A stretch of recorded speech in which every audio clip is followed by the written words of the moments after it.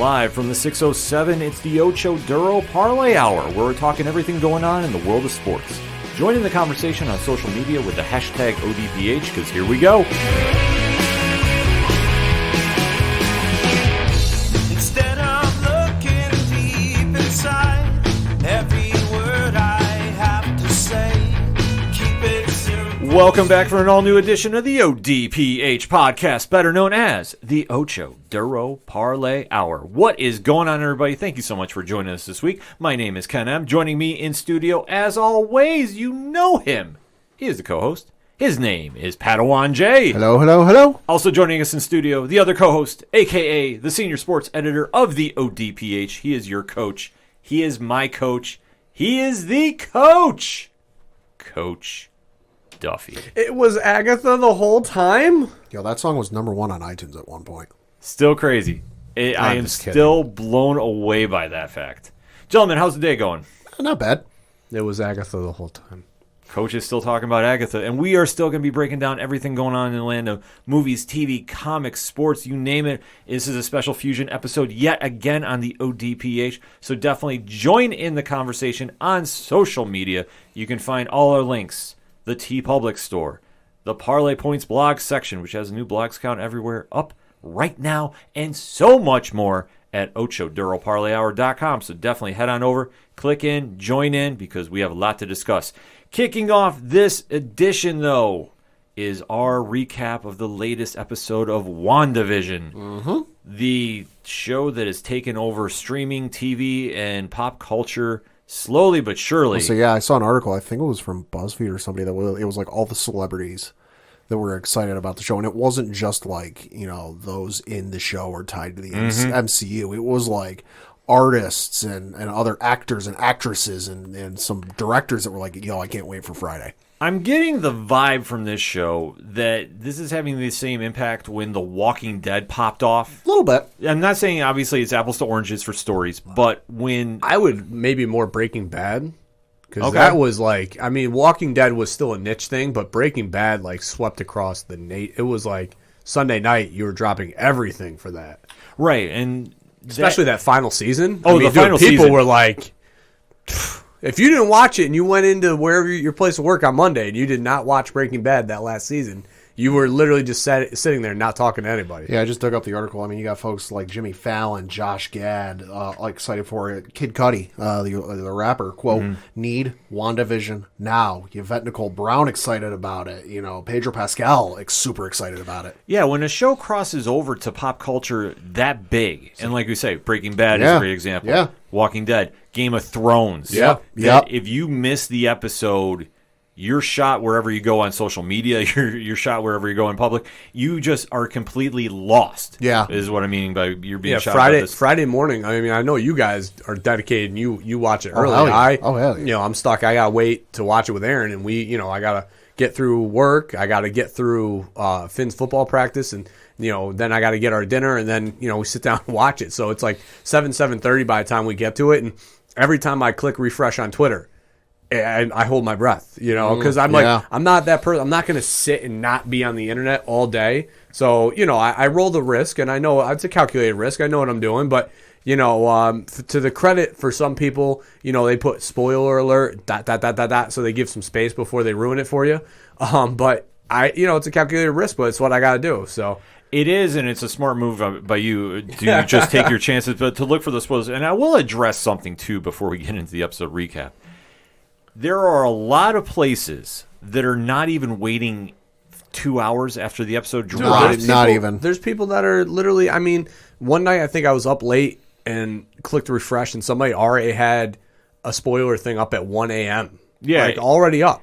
It's wild to see how everybody is posting. And this is not just like clickbait stuff. They're actually going full spoilers. Oh my God, I can't believe, Quicksilver showed up in the episode. Like, yeah. Fucking what? Well, I hope Quicksilver doesn't show up, though, Pat, because then you might ruin it for somebody. Well, we know he's lurking around, so he's got to swing back. But what I'm saying is I've seen so many sites and posts that are just giving everything away. And it's like I'm just trying to instill into our ODPH society, which everybody's been great about, too. I think all our fellow podcast friends have been top shelf about not posting spoilers. I know Dre has been waiting until Mondays to do his Monday recaps.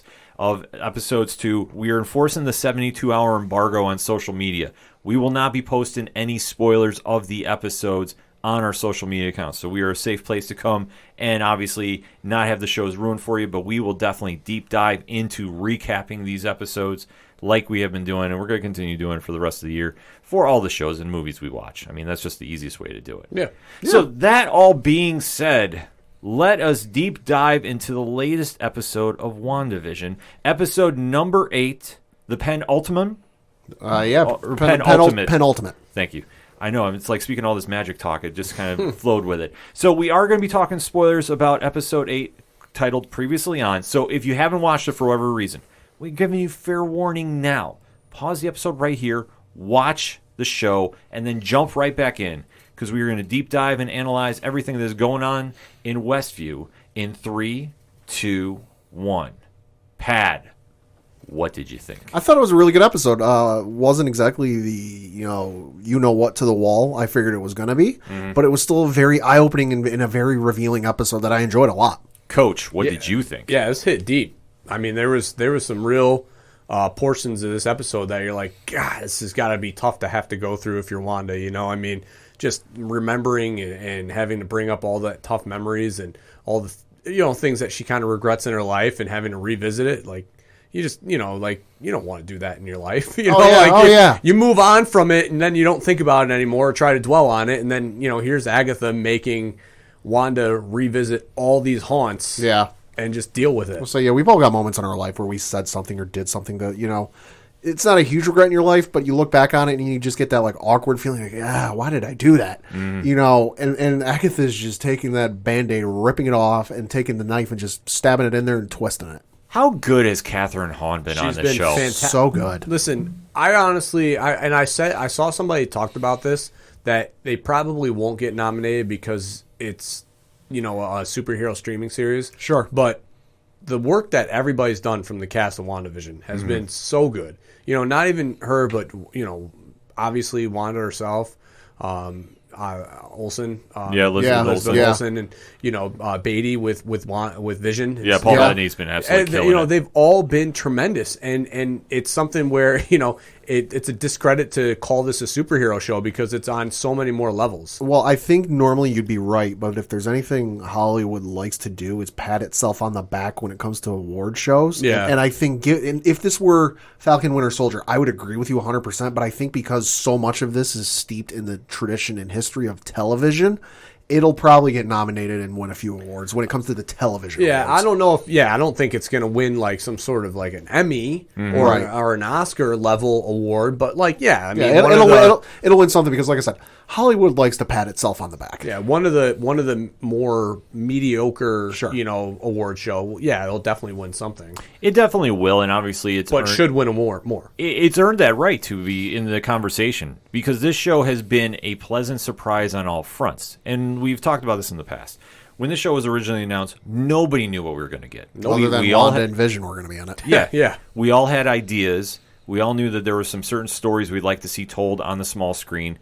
They have dabbled in a little bit of each one. Yeah, they've pulled a lot of things from a lot of text, which works because given the fact that, it's going to be House of M, like, that wasn't realistic because there wasn't the base of the House of M story, which was mutants, Even if Marvel purchased them, it still doesn't work, to retcon all of that history. So it's like you move on, you move forward, and obviously Feige, knows what he's doing. So they've plucked bits and pieces from different Avenger West and traditional Avenger comics and WandaVision comics, and they've put together this well-crafted, thought-out story. Yeah, and it's absolutely stepped its game up this week. We did get the backstory of Agatha Harkness, which we all knew. Yeah. That was, I think, probably the safest bet when this show came out that Agnes was going to be Agatha Harkness. Sure. And we do get the story about 1693 when you see that Agatha's mother was trying to kill her because she was practicing dark magic. Yeah. Which is a little awkward, but... So it's 1693 in Salem, Massachusetts, so, Salem witch trials, that whole thing. Yeah. Well, I mean, Aaron had it, like, right away, because I was like, I wonder, if maybe... I thought maybe that was going to be the showing of Mephisto, or, like, something was going to happen that was going to help her break out, and she's like, she's going to suck their power away. Yeah. I was like... Yeah, you're right. Yeah, because she does this amazing scene where she does drain every life essence out of them. Yep. Yeah. And then you see that she's now fast forward to the present, and what she's focusing her talents on is breaking down Wanda. Yep. Because even though she has been controlling, per se, the narrative, she still doesn't know what's going on. Yeah, well, I feel like she has an idea, but it's just like, because she's been around a very long time, so she's got a pretty good idea of how magic should work and who's got magic and who doesn't, but I feel like it's just a case of she has an idea of what's going on, but it's like 1 and 1 isn't adding up to 2 right now in her head. I don't know necessarily if she was trying to break her down as much as she was testing to see what the true, finding out how she created this, because like it's, she created an entire timeline of events in a small community town that nobody had heard of, and B, I think she's trying to test her limits of what Wanda's true power is. Right, and see if this is like a legit thing or maybe just a fluke. I think back to Star Wars Episode 1 when they bring in Anakin, to the Jedi Temple to train him. I'm sure there's been instances where it's like, okay, yeah, this person's force sensitive, but it's just like not what they need for Jedi. Okay, yeah, she's using magic. Is this her doing, or is this something else going on? Right. So where we go is through the timeline of Wanda. Yep. And we start going through the this is your life moment. I was just going to say that. And we start off in Sokovia. Yep. And seeing her and her family at a very young age. Mm-hmm. And we now get the backstory of, okay, why are we seeing I Love Lucy and former TV shows in this series? And it comes to find out that that's what her family was watching in Sokovia. Illegally. Yeah, well, it was what it was at the time. Oh, yeah. And then during this time, we do see that there is a war that is breaking out. Yep.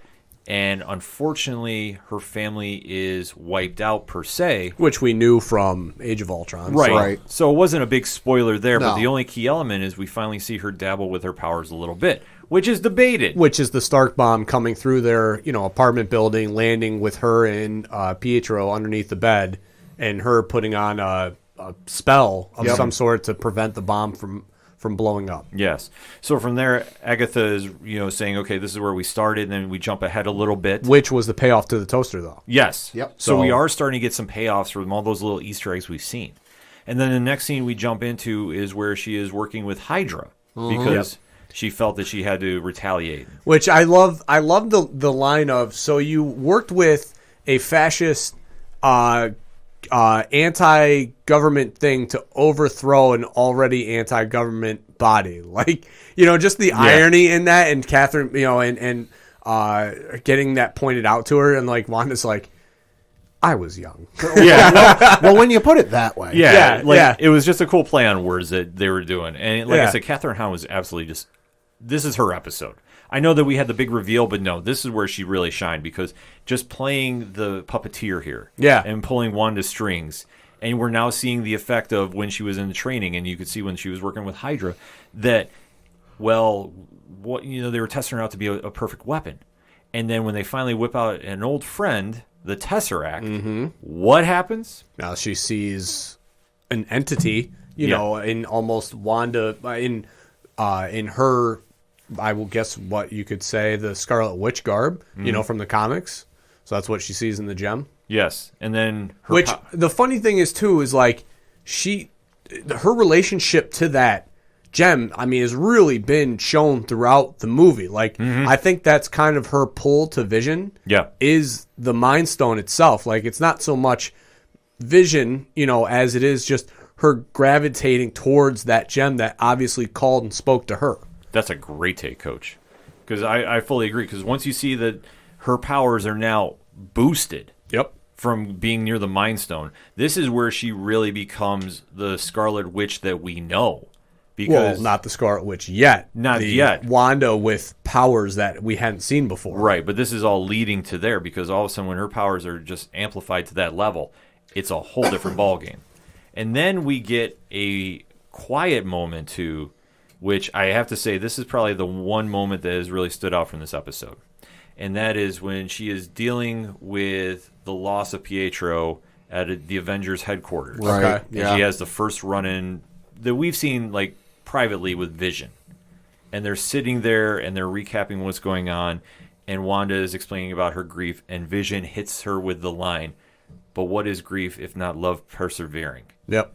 one of the dopest lines you'll ever hear on a sitcom. Yeah. And Oh yeah. And I mean, it's great for Vision too, because obviously his character, especially, I mean, so when you're going through these timelines, you got to kind of put yourself back into those movies too, Right, and you got to right. remember, like at that time with Vision, he was essentially assigned to watch Wanda. Yeah. Like that was his job. So like, and maybe the Mind Stone too played with him in his connection with Wanda, where he having the Mind Stone felt a connection to her that maybe it wasn't seen, but that was really the first time that we had seen a sort of emotional feeling from him. And if you go back to the movie, and think about when they were assigned together, that really starts to show off in the Civil War movie where they're cooking together. You know what I mean? Like, so Right, all these things, all these finer things are really, him going through the wall.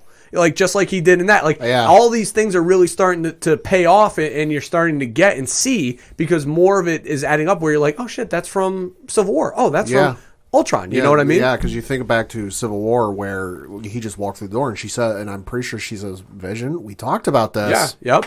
Yeah, it's just such a cool moment too, that seeing that connection, and you brought up a good point too about how much the Mind Stone is affecting their relationship. Like, is it real or is it fake? Right. It's something that's debatable because I mean, not even necessarily real or fake. It's just obviously the Mind Stone is an entity of its own. You know what I mean? Oh yeah. And Vision was obviously programmed separate too, but like ultimately it falls back to whatever the Mind Stone kind of dictates for him. Like that's the overall overriding chip. So like maybe it's making him have a connection to her and vice versa for her. It's just kind of different from where the comics are, because Yeah. obviously where the Vision is tied in with Simon Williams, a.k.a. Wonder Man. Right, and that's where their relationship comes from. Right. We don't have that here because Vision's brainwaves are technically Tony Stark's in a weird sense. In a way, yeah. Yeah, it's like a roundabout way, but it's very unique on how this is all set up. Comics, nothing's ever straightforward. Yeah, I always viewed Vision as not, with the Tony thing, it was never really, his AI, his brain thoughts in there. It was always just, the Vision and the Mind Stone acting out. Didn't they say, what was it, Infinity War? Didn't Bruce have the line, "Listen, you're the best of Tony, you're the best of me, and you're also Ultron, all wrapped into one in some, I forget the exact He said something something like that. It's verbiage, because like that's when they're talking about getting the Mind Stone out of him so that Thanos can't get it, and that's when Banner goes, "Listen, you're me, you're Tony, you're also Ultron." See, I always wondered about how Tony's brainwaves work, because how the hell would he be able to pick up Mjolnir? Because Tony is definitely not on that list to pick up that hammer. I'm just saying. Yeah, well, I know mean, it's comic. I know it's listen. comics. It is what it is. Hey, Tony turned it around towards the Yeah. end of that movie. I mean, he became a pretty sincere guy. Yeah, it just is like, what factors took over? Does he really have Steve Rogers' brainwaves? And like, where do we go from here? I digress. We're going on a totally different tangent. But getting back to the show, though, we do get one big explanation scene. And we finally get what happened when Wanda went to S.W.O.R.D. Oh, man, was this a bombshell or what? Yeah. That you saw earlier on, like, okay, this is the footage. This is what Hayward's telling everybody. It was really edited out. All it was her landing, and then all of a sudden, Yeah. So all we saw was, oh, maybe she really did take him. Yeah. I was a mark. I was like, wait, we're going to see the part where Wanda, takes the body. Like, oh my God, like they're going to actually, and then, she lands she talks to him. And Yeah. She does the polite thing. She goes to the front desk. Listen, I need to speak to the manager, please. I need to speak to the manager. And they have this conversation, and Wanda is just saying, I just want to properly bury him. And Hayward is saying, we're not burying $3 billion worth of vibranium. Which, I mean, the dude's got a point. Yeah, much as he's a dick, he's got a point. I mean, It was twisting the knife. I mean, he was definitely, There's ulterior motives to his actions. right. There was ways that he could have worded it where it would have been more sincere. But he's right though. You can't bury that. Well, there's better ways to phrase it and tell it to her, but not to get the result he wanted. Right, exactly. That's the point, because Hayward is just seeing him as a weapon. Right. That's it. He doesn't see the humanity that was in him via the brainwaves. He doesn't see anything other than this is something we can capitalize on. Mm-hmm. And where he's trying to explain to Wanda is like, you can't let him go. This is where our story ends here. Right. That you can say your goodbyes here, but he stays put. Yeah. As they're sawing him up still. Yeah. Which Yeah. I mean, it is what it is. SWORD does not play around. For anybody that thinks they're a nice, happy organization, no. Yeah, no. I mean, so here's my problem with this, though, is we've kind of already gotten the bad government entity with what we found out with S.H.I.E.L.D. in, Captain America. So I have a little bit of beef with rehashing it right away in the next gen of movies, because obviously Hayward is being set up to be the villain in this and then ultimately lead to a clash with SWORD in some sort of fashion. See, I don't view it as kind of like a S.H.I.E.L.D. Cap 2 type of vibe. I think it's just SWORD itself is a good organization, just it's got a bit of a dick running it right now because its actual leader is up in space building a space station. He's got that. What he's doing isn't what I'm pretty sure that's not what Fury told him to do or wanted him to do, because let's face it, we know Hayward has ulterior motives. He's got, he wants to build this army of visions so, that they can have him at their beck and call. And he's just using Wanda as a reason to go, hey, look, Thanos is gone, but we still got these threats out here. We got to do this. Yeah, I don't know. I've cause for concern when, especially with the trailer for the Falcon Winter Soldier, them bringing up SWORD and what's going on behind the scenes, and them like leading to potentially investigate them on top of the SWORD versus Wanda setup that we have right now. Like, I just have concerns that it's going to lead to this in some sort of fashion, which, I mean, they're already talking about how, quote unquote, the good guys have now become the bad guys in a way. And so it's obviously SWORD at the helm dictating this sort of narrative. Well, I mean, that could also just be if enough former S.H.I.E.L.D. agents are now at SWORD and checks and balances are in place so they don't have another S.H.I.E.L.D. situation where the Hydra gets inside and festers for decades. And it's just, hey, we see bad people. I hope I'm wrong. I feel like that's the narrative that's being created right now. I see your point, but I think had they not announced Secret Invasion, right, that I think that they might have gone in that direction because they have an ultimate retcon. Oh, well, the people that were being bad were the Skrulls. Right. Well, I mean, to be fair, though, even if they do set up, Secret Wars, it's very easy that, SWORD could be, knowing things that we don't know. You know what I mean? So, like, they could still be thinking that the superheroes are the bad guys because maybe the Skrulls are some of the superheroes. I mean... Yeah, I mean, Secret Invasion is going to just set off a lot of different things that you're going to see. Okay, what is the true meaning of SWORD? I mean, are they really working with the full backing of S.H.I.E.L.D.? Like, is there? I mean, there's just so many different ways you can go about it that you have that option. There's been talk that they might be associated with the Kree in some way too. Like, I saw that rumor flying around. Like, well, it's just I don't know. It'd be wicked weird. It's just because of how different they've done SWORD from what we've seen in the comics. Right. Because in the comics, they're dealing primarily with space. It's not dealing with them looking for weapons. Right, and working there from the ground up either. Yeah, I mean, we haven't heard any announcement of Abigail Brand or Henry Peter Gyrick or anybody that is somebody of that level for SWORD to be coming involved. And obviously, I think they want to wait until they introduce mutants because once they put Hank McCoy with that team, it's going to be a different story. Right. But this scene, though, they really give the whole backing of Wanda taking off and thus just driving to where she was looking for the place in New Jersey. Not taking Vision, by the way. Not taking him. No, not taking him at all. So all that footage was doctored that Hayward wanted to just convince everybody working for him that, hey, I'm the good guy here. When really you're not. Because once Wanda drives and she can't detect Vision in SWORD's building where they're hacking him apart, she just drives to a lot that they bought. So they were planning on living the life ever after. And just doesn't happen. And during this time, she just unloads her magic. Did they also tip off that the place isn't... Because I saw this online and get your thoughts. Did they also tip off that the place isn't called Westview? Yeah. Because she drove by the television store and it said like Westview or televisions or something like that. Yeah, it was something. It was a different city name. So this is where she just decides to establish this as Westview because she's overcome with grief. No, the sign says Westview when she drives in. Did it? Oh, yeah. Did it? Okay. Yeah, the sign. Yeah, the town sign says Westview. Okay. Okay. So as she drove in, there was that sign that was there says "Welcome to Westview." Okay, gotcha. Yep. And then when she drives in, she obviously Vision and her bought a plot of land to which. When the hell they did this, though, is really the question that I have because I mean, this is right after the end of the war with Thanos. Yeah, this is the end of essentially, Endgame. yeah, it's the end of Endgame. They've had Vision's body now for 5 years because Wanda was obviously snapped away. Right. So she's coming back to this 5 years later.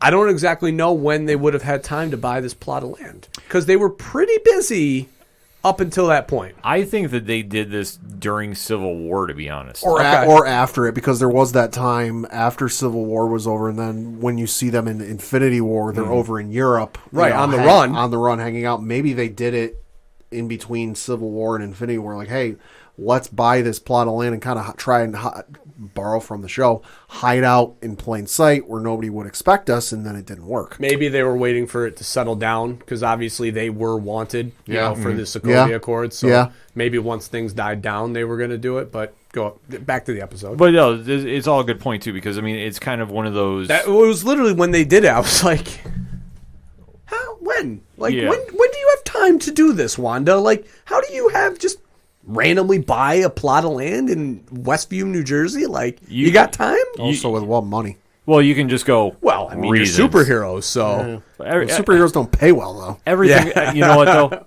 I'm sure you kind of get backtracked to, well, Tony Stark bought this to do something with it, but then he gave it to us for being Vision Avengers. broke off a piece of his index Let's finger say and maybe said, "This Vi- is about $1 million worth of vibranium here, please." Vision Yeah. hacked into Tony's bank account. Yeah, I would say they'll do something like that, like to when they finally want to explain that Yeah, plot. they'll never explain that. No. This is one of the things where it's like, all right, No, they will explain it because somebody will bring this up at a con. And Yeah, all right. this So will, say Feige will have an answer. yeah, Feige will have an answer. I guarantee it's probably going to be Stark in a last gesture bought everybody something. So like this was what they got, and then we won't see anybody else with anything else. I just want one more episode of Vision in a casino, just like rolling dice and just nailing stuff. Penny slots. I'm telling you, put a fingernail of Yeah. vibranium on black, $1 billion payout right there. Yeah, he just phases his finger right through the Yeah. slot machine. Everything goes off. Yeah. Wacky hijinks. Feige, if you take this, just give us some credit. That's all we're asking for. But with this episode, we see Wanda, though, in her grief, though, she is just starting to create the world of Westview that we know. Just lost it. She just, she loses everything that is just sane, and she is just, okay, I'm bringing up the house we're going to have. Yeah. She brings back Vision from her mind in one of the wilder sequences we've seen. Yeah. And then she's just establishing everything going through town. She's just turning into the vision of the world she wants to live in. Which it then did answer my question of how, so because I'd wondered, all right, so if she didn't take Vision, like driving to Westview, I'm like, all right, so then how does he end up there? And how can he track him? And then obviously it's explained that she literally created Vision from her mind. That's why he was still able to trace the vibranium decay. Yes. So it's a very cool explanation for But us. also explains why when he tried to break away, Couldn't leave. Couldn't leave. Yeah. So we do get a lot of answers from this episode. And then we go to shifting to the cliffhanger part of this. Yeah. Which was Agatha is now saying, okay, I figured you out, and I understand how you're doing this. Chaos magic. Mm-hmm. Which is not something anybody should be playing around with in any which way, shape, called or her form. dangerous. What could go wrong? Yeah. And even to the point where Agatha says, you're a Scarlet Witch. She said the thing. She said the thing. Yeah, which everybody lost their minds about too, which I'm like, listen, we all knew it was going to come out eventually.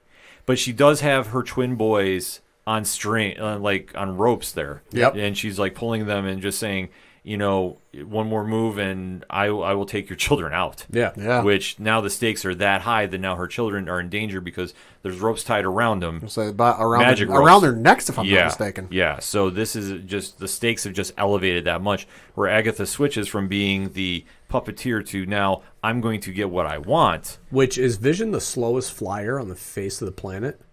Probably. Homie, Westview was not that big. Right. I mean, Yeah, not wrong. you left an episode ago, and it's only been a 4 to 5 hour turnaround time between episodes, I would say, essentially. Well, there's it picks up right off where the last episode left. That is true, but there's also a couple of different factors we didn't get to see with this episode, though, too. Right. Okay, one, we didn't see the Westview Vision. Right.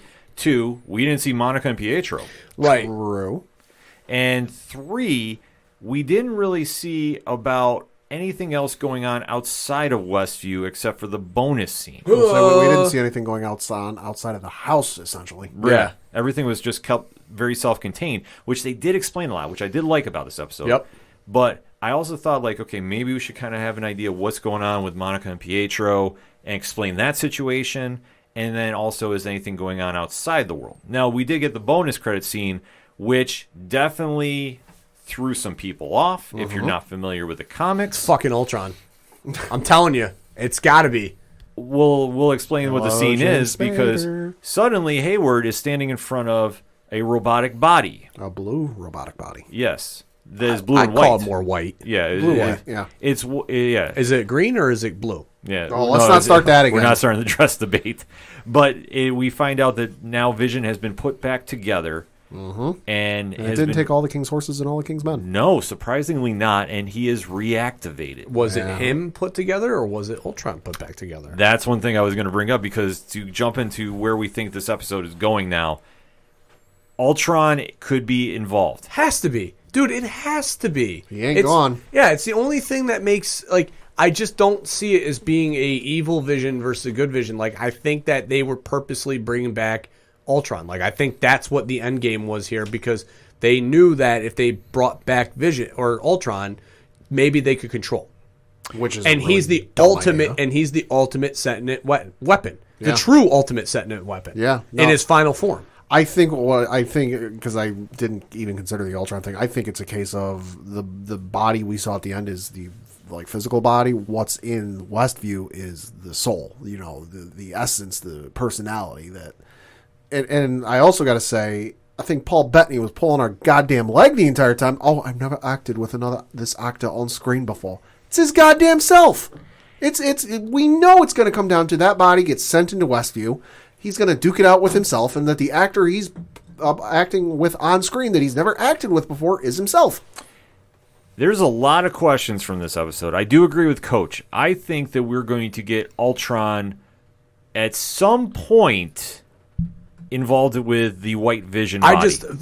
There's two things. One, the James Spader theory that you had like 3 episodes ago where he was gone from filming of his actual TV show. There was a week they were filming the current season he's on for Blacklist. There was a week he wasn't there when they were filming an episode, and nobody quite knows where he went. And then 2 is there's been a common callback to Ultron. And common callback to And the fact they keep recommending it once the episode's over. sure, and they keep calling back to the Pietro thing and the gunshots and the Ultron killed. Just his name's been thrown out a lot that it would just add up and make sense that the payoff would be him. I'll say because people would say, oh well, it's Wanda and Vision. That's kind of like the first movie they're heavily involved in.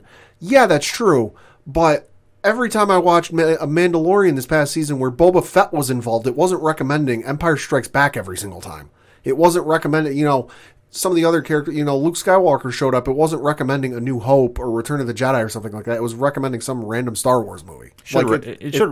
It's very deliberately done. It should have recommended the Christmas episode.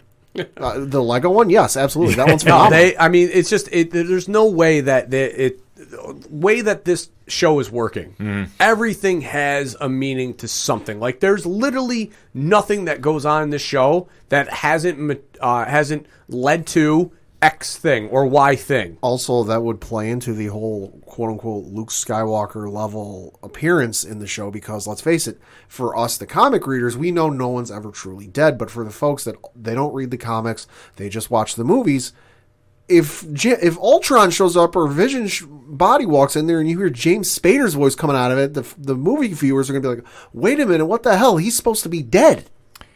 There is a lot of things that can ride on this because I could almost see this being a Glenn Negan situation. Oh, shit. Which I'm going to say, if you have not read the comics, that if you're a mainstream fan, your head might explode on Friday because, let's just recap. Agatha has magical ropes around the kids. So if you know the comics, you know what is arguably going to happen. It's Disney. Those kids aren't dying. I'm going to say this. We might see them transform. And what I mean by this is Agatha might do something to this version of the kids. Sure. But I'm not saying it's out of the realm of thought that our bonus scene at the end of this coming episode 9, is those souls leaving those bodies and now going into new bodies.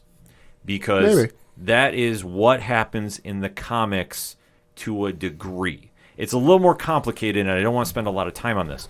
But if you know anything about Speed and Wiccan's origins, you understand that this is a possibility that could happen. I think the thing that's going to lead Wanda to snapping is going to be essentially watching Ultron Vision kill Vision again.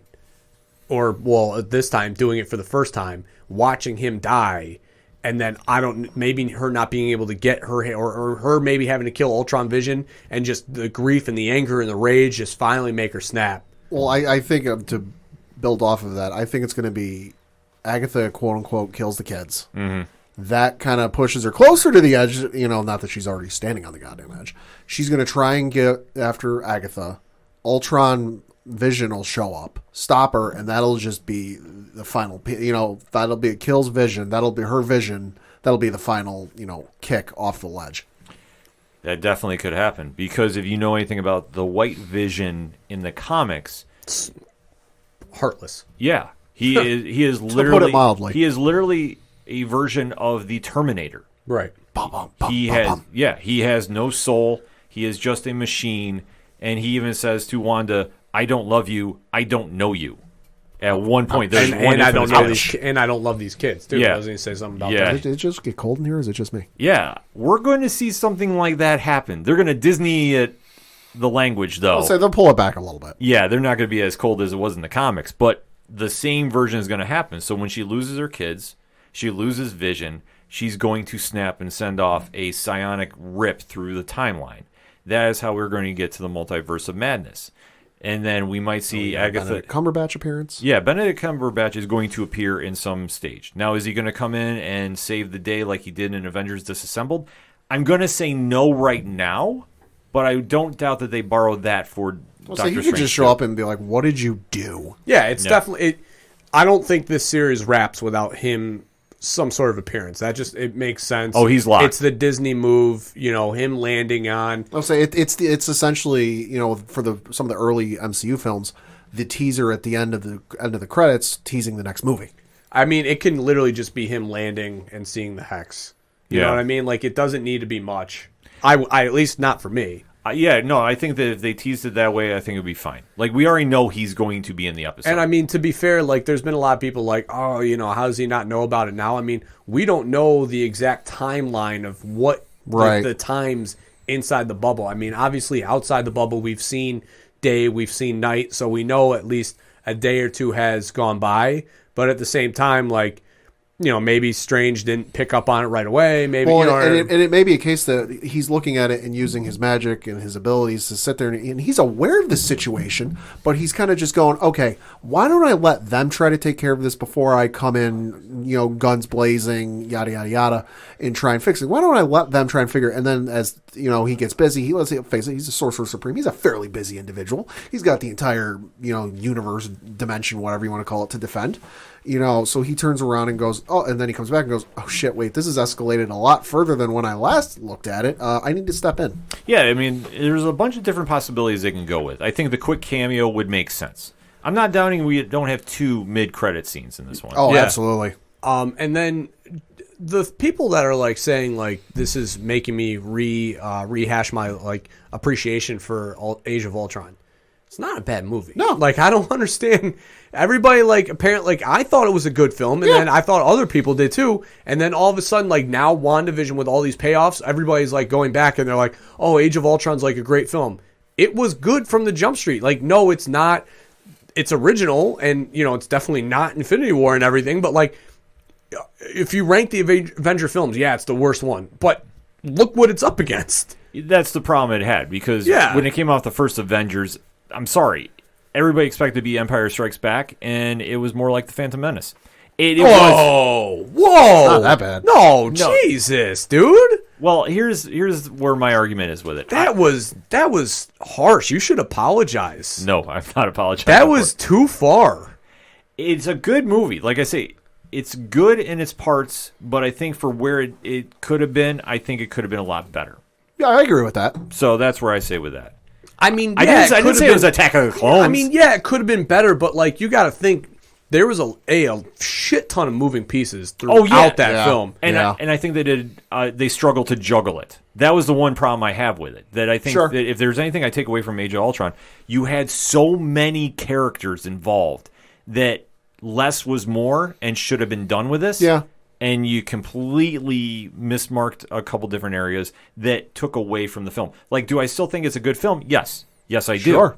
I don't hate it like Thor the Dark World or Iron Man 2, which, quite frankly, I can retcon for just one scene out of both of them, and I'll call it a fair day. That is how much like I think of Age of Ultron is better than, but it is the worst Avengers movie of the bunch. But, like I said, there's just certain elements of it that can work, and I just think they juggle around too much. I mean, for me, Endgame is probably number 1, Infinity War number 2. After that, it's a real close type of thing, just because, don't get me wrong, I love the first Avengers movie, but that middle section, the middle third of the movie is a little weak in my opinion. You know, it's got a great beginning, it's got a great ending once you get to New York and you start the Battle of New York, but it's just that kind of middle section where it's kind of like, all right, we're spinning our tires in place here a little bit. You know, so it depending on the day and depending on my mood, honestly, my ranking of those, you know, the first Avengers movie and then Age of Ultron fluctuates. But no, I mean, I agree with you. It's a good movie. It's got its flaws.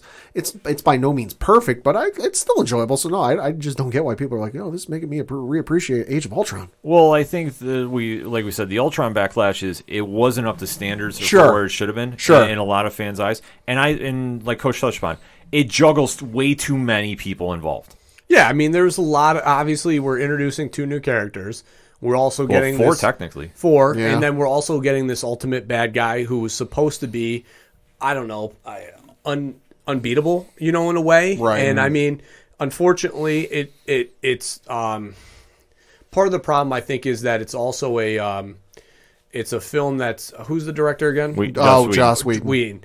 You know, so I think it falls on his need to add comedy in moments where there's relativity, where it's not really needed. You know, like it could have been a more dark tone. You know, like you could have had still the opening jokes, because obviously they're going to go in, they're going to crush.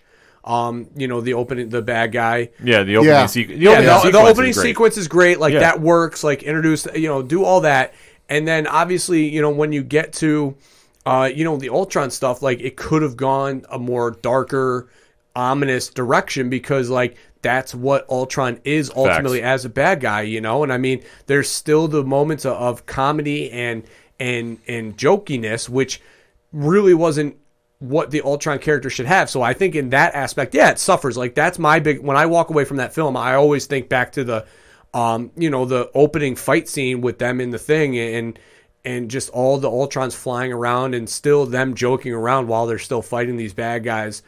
And I'm like, you know, you look back and you're like, yeah, you know, like it's weak. I mean, it's just, to me, it seems like maybe Whedon couldn't handle that many characters on screen together at one time, because you look at some of the directors they've had do films since, you know, the James Gunns, the Taika Waititis, you know, the Whedon, or not the Whedon brothers, the Russo brothers, who have all handled a lot of moving pieces on screen very beautifully. Can you imagine the Russo brothers getting a hold of Ultron? Yo. And what that film could have looked like? But you look it back to Avengers 1, where, let's face it, it's a relatively small contained cast. Yeah, there's other people and other characters moving in and out of it, but they're not main focuses. It's a good movie. Age of Ultron kind of expands on that cast, and it fails a little bit because of just Whedon's directing style, where I think Whedon works best when it's a small contained cast. Yeah, you've got other people floating in and out and making popping out. Maria Hills, the Sam Jacksons, you know, the one doctor guy who was a buddy of Thor's popping in and out. Like, okay, that works fine, but once you got to that next movie where it's like, all right, we're expanding the cast, there's going to be a lot more people here, a lot more involved, and it just didn't work as well with his directing style. And to Whedon's credit, I mean, the first Marvel film had the moments of the jokiness. Like, there was moments that called for that because of the characters and the scenarios that they're in, and the villain they're against, who, Loki, you know, the Prince of Joke, God of Mischief. right? Yeah, Mischief. So, like, it leads to that sort of humor, you know. I mean, the Hulk smashing him, the puny god thing, like that stuff works. But like when you're going Tony with the Galaga, yeah, the Galaga line. Oh yeah, but when you go into this source material and you have Ultron, who literally in the comics like gave nightmares to the Avengers, like and was a prominent figure in the Marvel universe as a bad guy throughout the 80s. And part of the 90s or 70s. He's always been lurking. Yeah, he's always been lurking around. Yeah, but there was that time frame where like he was very, very like, I mean, he did damage to what, you know, the Avengers and who they were. Probably one of my favorite stories is the Kurt Busiek and George Perez run with him. Yeah, so I mean, when you look at that source material and what he did, like he literally gave nightmares to these characters that now in this film it was very jokey. Spader had a bunch of one-liners. Yeah. And it was funny. And it was still, but the overall theme of the movie was still good because it showed the story of the fact that Ultron was an ultimate villain to them. It just the payoff was lacking. Sure. But it's still a goddamn good film. So stop saying that WandaVision's making it better. It's still good. Yeah, it's still watchable. Like I say, it's not unwatchable. Like I don't go into it going, "Oh God, this is Thor: The Dark World." Sure. Because that's my like, nope. I will go watch whatever. I'll go watch Daredevil from 2003.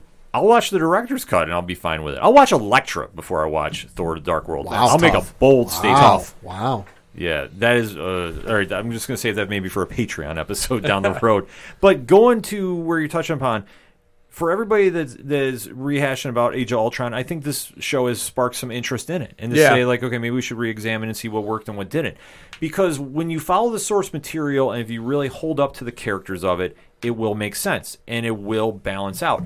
The fact is, with this show, they're going to be dabbling around Ultron. They're going to be dabbling around Agatha Harkness and whatever she's going to play the factor in.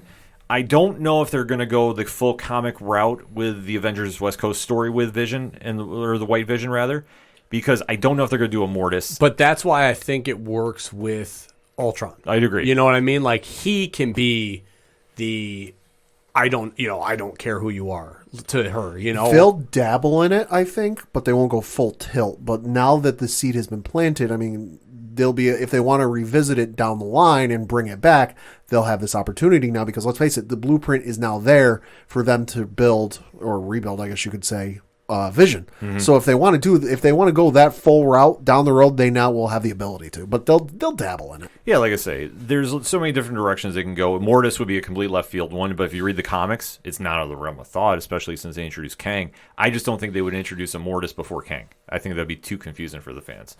But this episode has definitely set the groundwork for what is going to be the most talked about episode of the weekend, let alone, I would say, the first quarter of 2021. Yeah, I'm just going to say right now, if you are not able to watch the episode like within the first couple of days, just delete social media off your phone. Yeah, you're definitely going to need to. It's going to be nigh impossible to avoid spoilers. I'm just telling you right now. Yeah, and I'll even go on a bold prediction, too. I'm still saying Downey Jr. is going to be voicing something. And that's going to make the internet snap. Because if his brainwaves are in Vision, as well as Ultron, and as well as Bruce Banner, you never know those cameos might be in there. But we'll all have to wait to see what happens on Fridays, shall we? But in the meantime, let's talk about it offline, shall we? Hit us up on that hashtag ODPH. Join in the conversation on social media. What was your thoughts about WandaVision Episode 8 previously on? And what is your thoughts going into the finale this coming Friday? We're going to take a quick break. We'll be right back. Do you think you should go to jail if you throw a cookie at your girlfriend? Do you think it's cheating if an athlete fails a doping test, but the twist is only her boyfriend is juicing? Do you think 200 shots is too many to try to stop a robbery? What would you do if your parents burned $30,000 worth of your porn? Have you ever asked yourself this question? What the hell is wrong with Florida? Well, we're the Rum Runners Podcast. We read the clickbait so you don't have to. We click those questionable links that pop up in your feed and let you know you want a new iPhone. Every week, we break down the weirdest and funniest of those articles. Find us on Apple, Google Play, Spotify, Stitcher, Anchor, and just about anywhere you find podcasts. Video versions can be found on YouTube. Just search Rum Runners. That's RUMRUNNAS. We're also available on Twitter at RumPod and Instagram and Facebook at Rum Runners. With new episodes dropping every Thursday at 12 p.m. Eastern. While you're there, don't forget to subscribe and leave a rating.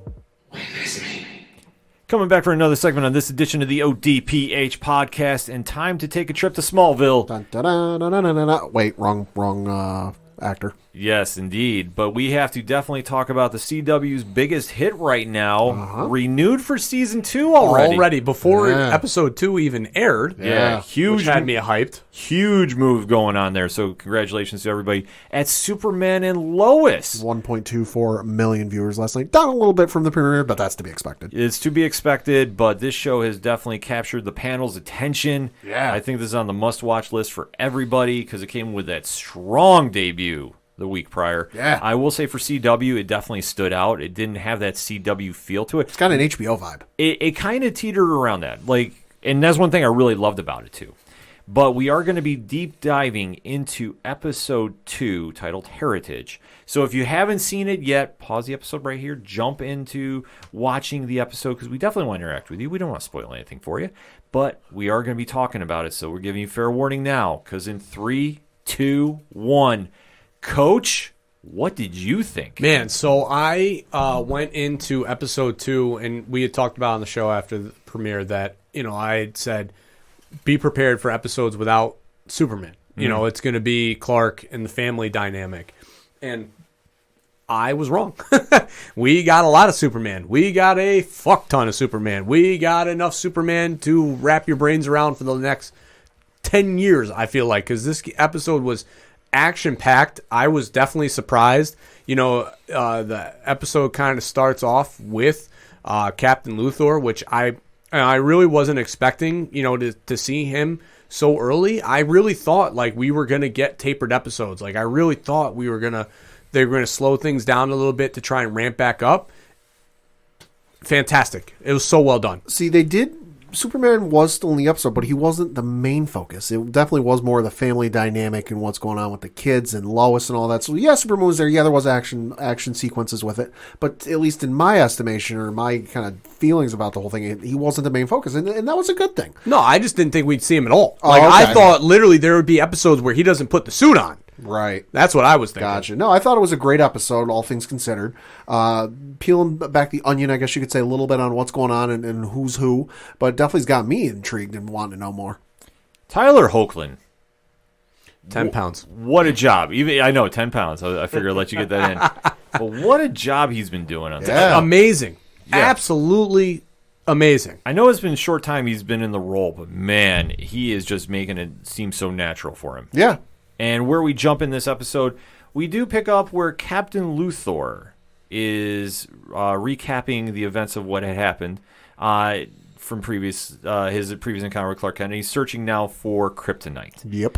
Where he's having struggles finding it, which I thought was kind of an interesting play because we knew that with his big debut, he was going to be able to have it on demand, per se. But now he's struggling to complete his mission. Which is odd. Which we still don't know what's going on there. Yeah, I it was a little interesting because obviously in the Man of Steel movie, kryptonite was not prevalent at all and was allegedly not going to be around in this universe, in the Snyder universe, until obviously that changed in Superman versus Batman. So why did you say that name? Yeah, sorry. To see him struggle, because there's been so many weird iterations of kryptonite. It's either been abundant, not existent, or everywhere. Smallville shows up at least once a week. Yeah, fucking Smallville was like daily. It was every 5 minutes there was a reference to kryptonite. Yeah. So you just never knew. Kryptonite. Yeah, red kryptonite, yellow kryptonite. There's blue kryptonite. Oh, Jesus. I forgot about the blue. Yeah. So there's so many iterations of it. So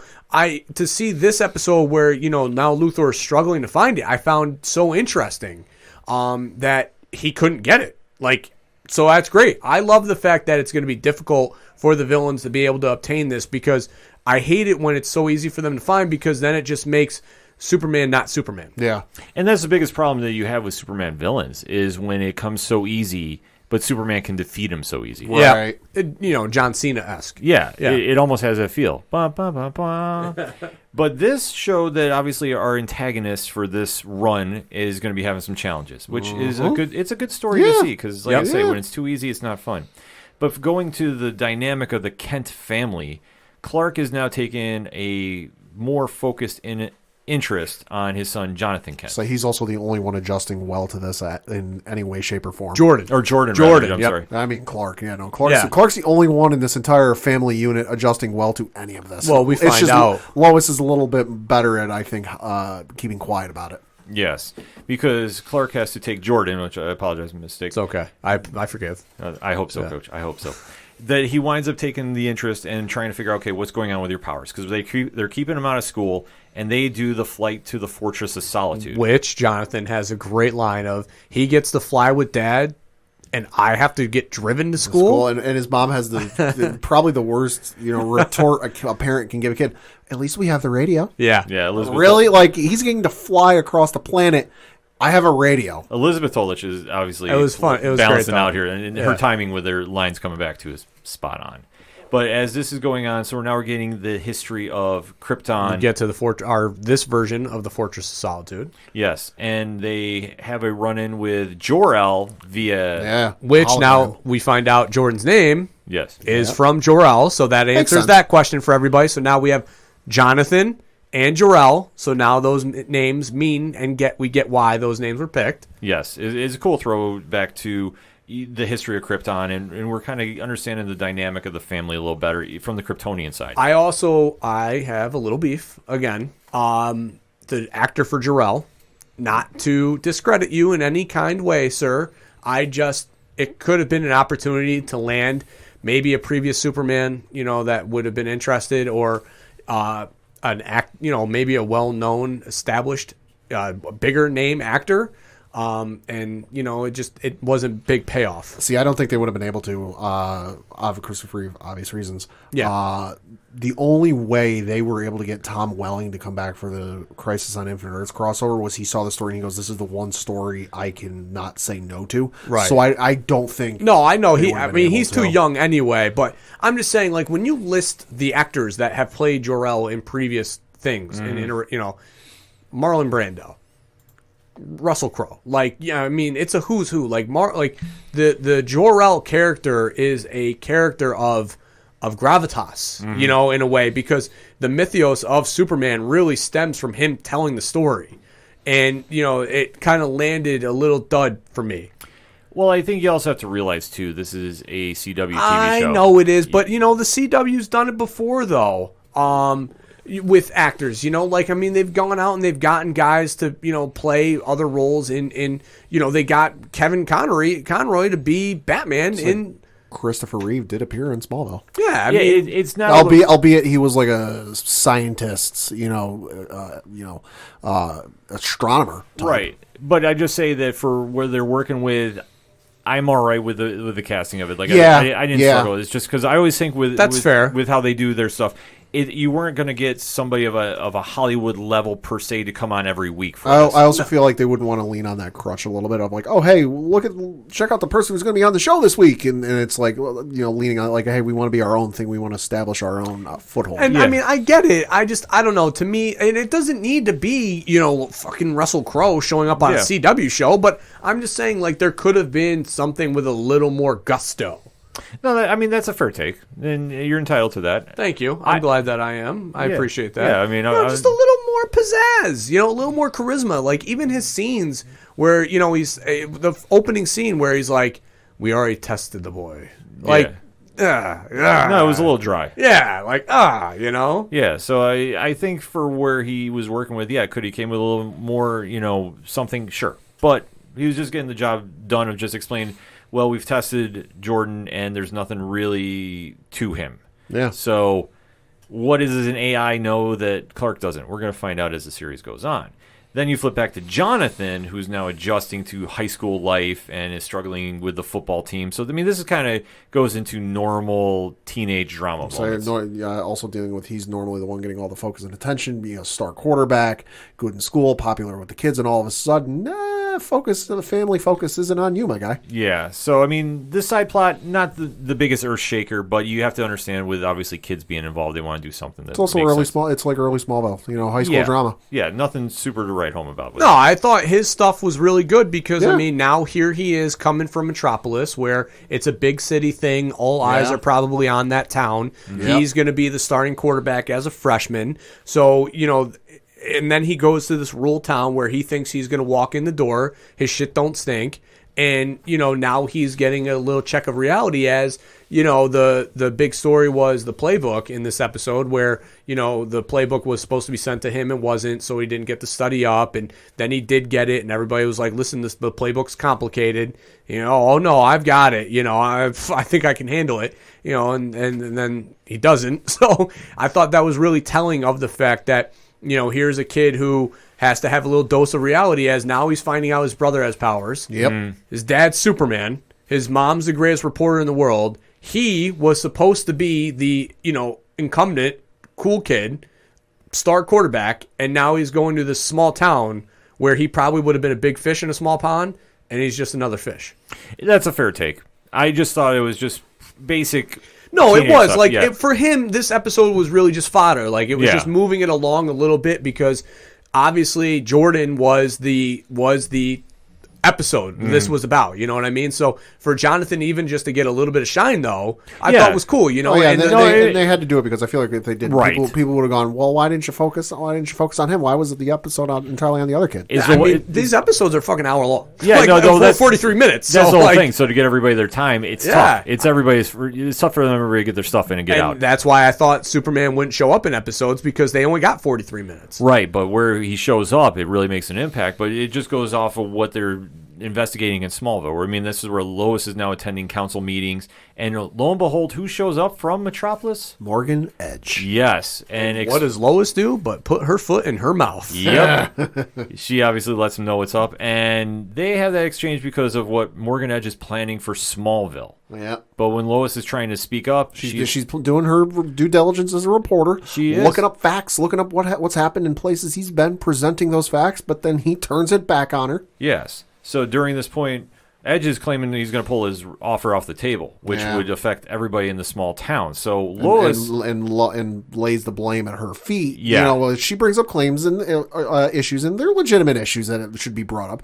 But he turns around and goes, "Well, I mean, if we want to table that discussion, we certainly can. That's a discussion that Smallville has to have," and lays it at her feet, and makes Lana's husband there, very angry with Lois. That doesn't take much. No, it doesn't take much because where he is coming in, he reminds me a lot of Lex Luthor from the comics in the mindset of Smallville is his city to save. Sure, yeah, and outsiders coming in, this is not going to work. It's like I talked about last week. It's 100% being set up as he is, in his eyes, the hero and the protector of this small town. Yeah, I mean that's certainly the vibe the way they went with it in Smallville, at least the early seasons of Smallville, which I'm rewatching because it's very much that Lionel gave Lex Smallville as just project all right, you got to learn a few things and you're going to come crawling back to Dad, but he starts actually doing well with it, and there are points and there are episodes where Lex looks at his father and goes, "Why are you here? This is my project." Yeah.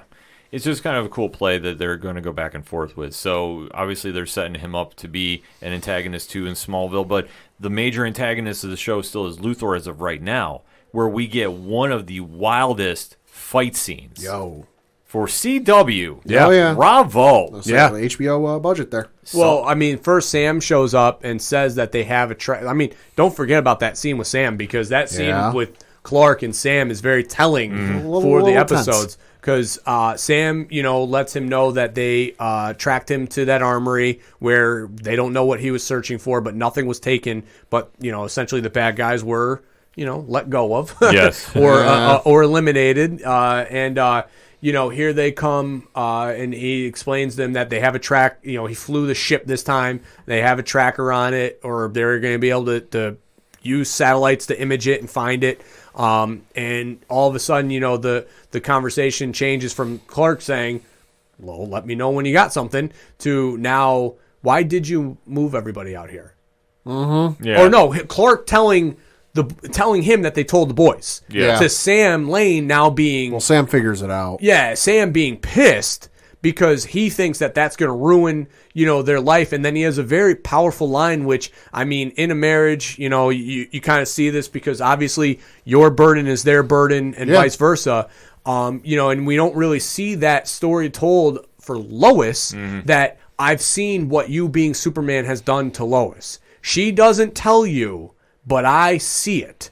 And for a father to say that about their daughter, you see those things, you know what I mean? And being a dad, I see that in my kids when they have, problems or whatever. You see it on their faces. And being a husband, I know my shit falls on my wife. So like but I can't see it the way her dad can see it. So like when I heard that line, I was like, oh, and they didn't pay it off enough. But damn, like that cut deep. Like I was like, that's a line, like that's, and that really, I think, is starting to set up the dynamic of Clark and Sam's relationship, because at the end of the day, Clark is, Sam's in the military, so his job is protecting his country, but Superman and Clark, his dynamic and his priorities are changing to now being a family and wanting to be able to establish a life with his kids and not just priority as Superman. Yeah. I also feel like it's Sam using Clark a bit as a weapon or absolutely. as a sword, because you get to later in the episode where the DOD or wherever Sam is stationed is getting attacked, and somebody at one point says, "Why isn't he here yet?" Well, and then so then he picks up the phone, and now we get our fight scene. Yeah, because now he has to go fight Luthor, and Luthor just says his ship has the bomb on it and is going to destroy the city. So after they have this amazing action sequence, which I will say this, the special effects team of this show has really captured Superman in flight.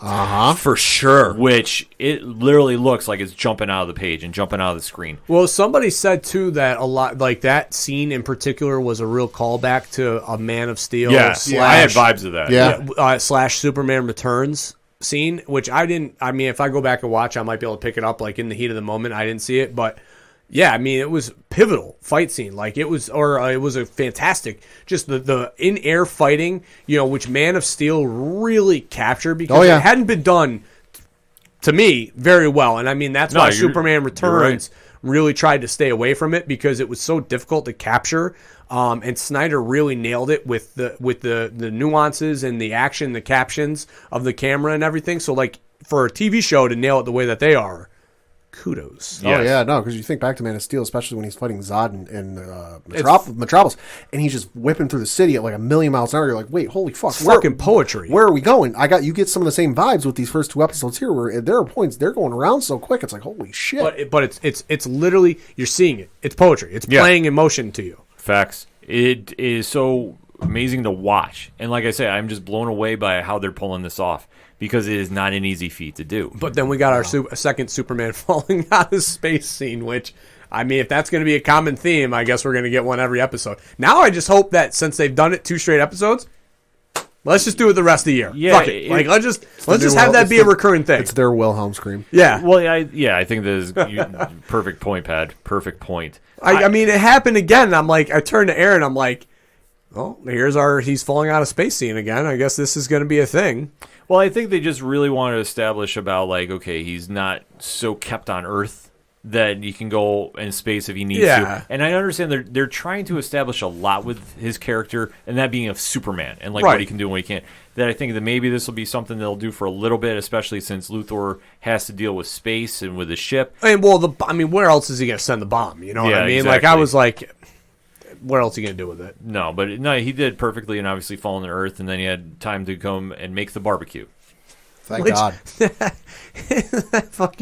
That dude dancing at that barbecue. I walked in. Good Lord. First off, Lana with the awkward introduction. It's a barbecue. Your husband's going to be grilling. What do we think? It was going to be catered? Because she walks in, they see him barbecuing. They're like, oh, it's become kind of a thing with him barbecuing. Everybody likes it. If you're having a giant get together, I'm expecting you to barbecue. What did they expect? It was going to be a catered event? The Clarks went in there being or the Kents went in there being okay, thanks for the update. Yeah, I'm like, all right, who was going to be cooking? This just in, sky's blue. Yeah, it was just such an awkward scene. I understand they wanted to play off the awkwardness. Right, yeah, no, they definitely did. And they were trying to introduce again the tension of Lana and him, of Lois and him, with obviously what just went on with the meeting. Yeah, because obviously Kyle Cushing does not want to have anything to do with Clark Kent, Right. and vice versa. So when they start having the meeting, and obviously when Lois meets up with Kyle too at the grill, and they have a back and forth. Yeah, the tofu burger. Oh, we don't have tofu burgers. Oh, that's all right. I was here for a full rack. Yeah, like I say, her timing this episode with everything. Well, and that's just nails Lois. But that's to the T. Lois Lane. Yeah, Yeah, that's exactly perfect. her line back. Like them having her have that line back was like, that's Lois Lane. Like she would be the hard nose. No, I want to fucking give me a whole rack of ribs. Like I'm not gonna sit here and eat one slab of rib. Like give me a whole thing. Yes. So obviously they're going back and forth about the Edge deal. Then the kids. The kids are doing the kids things. I don't mean to be like so negative because I I hope it's know. not coming off that way, but it was pushing the story along, but there wasn't that like real big moment except the brothers are, you see this when you have family members. Right. You have that back and forth, but at the end of the day you got their backs. Right. Like, and I don't know, the whole dynamic with Lana's daughter, the boyfriend, and then the two boys. It's forced. It's forced. Exactly. Like even Jonathan like calls her out like, what do you see in Sean? Yeah. And she's like, he can be nice at moments. He's like, I mean, he can. It's the same dynamic you see between Clark and Lana. Yeah, At least in Smallville, where it's like early season Smallville, where, and I know I keep going back to it, but Christ, I'm rewatching it, where it's very awkward at points between Clark and Lana, where he wants to talk, like even to the point where Lex and Pete, like, listen, dude, like, her boyfriend is off serving the military in some other far part of the world. Like, take your shot. Like, go for it. He's like, no, I can't. It's the vibe between them, but it's their kids. Yeah, it's just something that it's not really inventing the wheel, shall we say? No, it's not. But it just feels so forced. Yeah. Like, okay, we have young kids. Hey, everybody's going to try dating each other. Like, I expected with the show, like, they were going to do something a little different with it. And Chris, there was an episode in season 2 of Smallville, because I just watched the other night, where Clark takes up a job where Lana's the owner of a coffee house just so he can be closer to her. Yeah.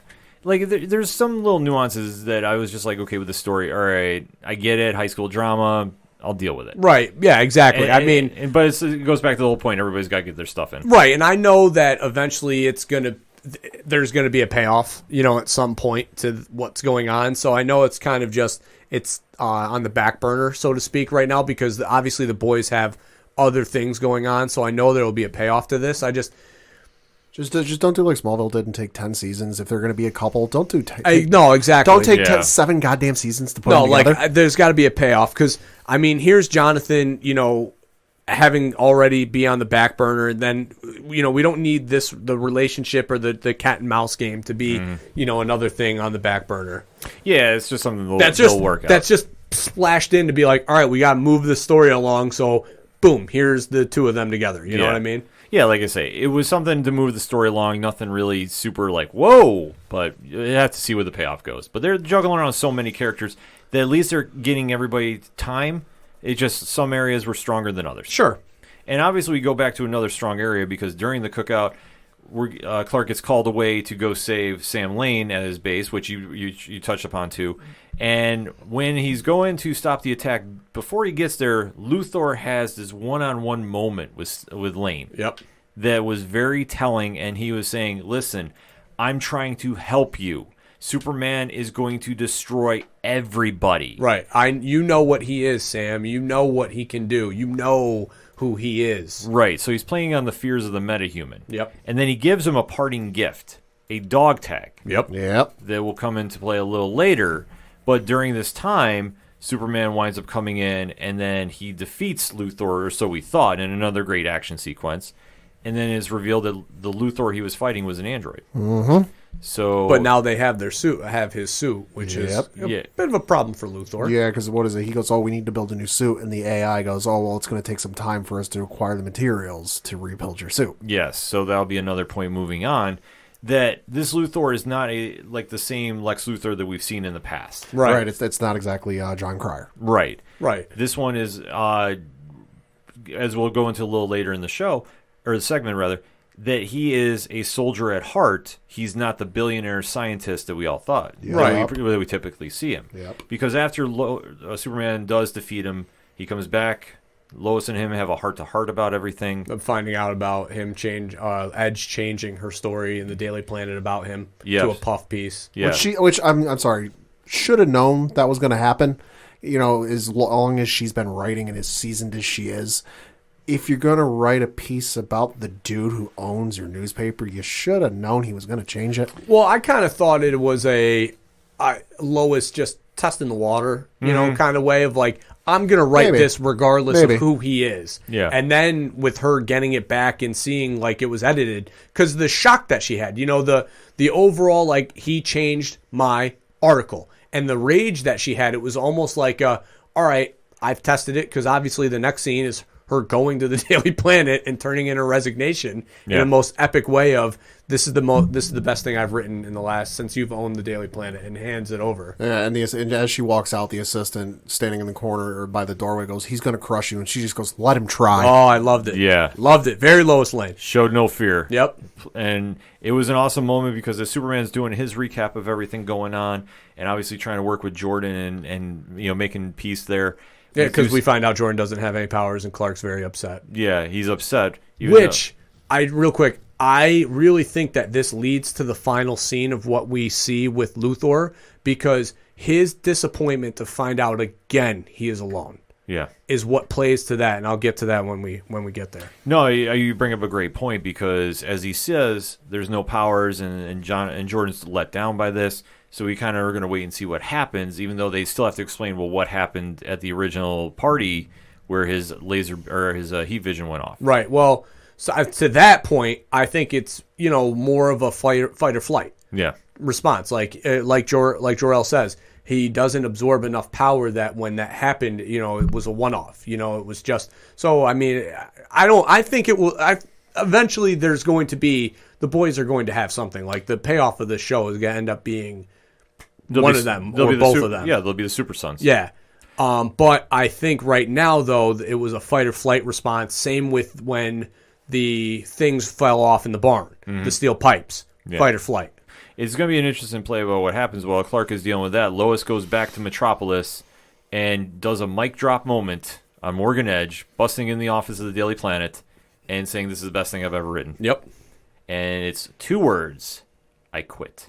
And then she goes back to join the Smallville Gazette.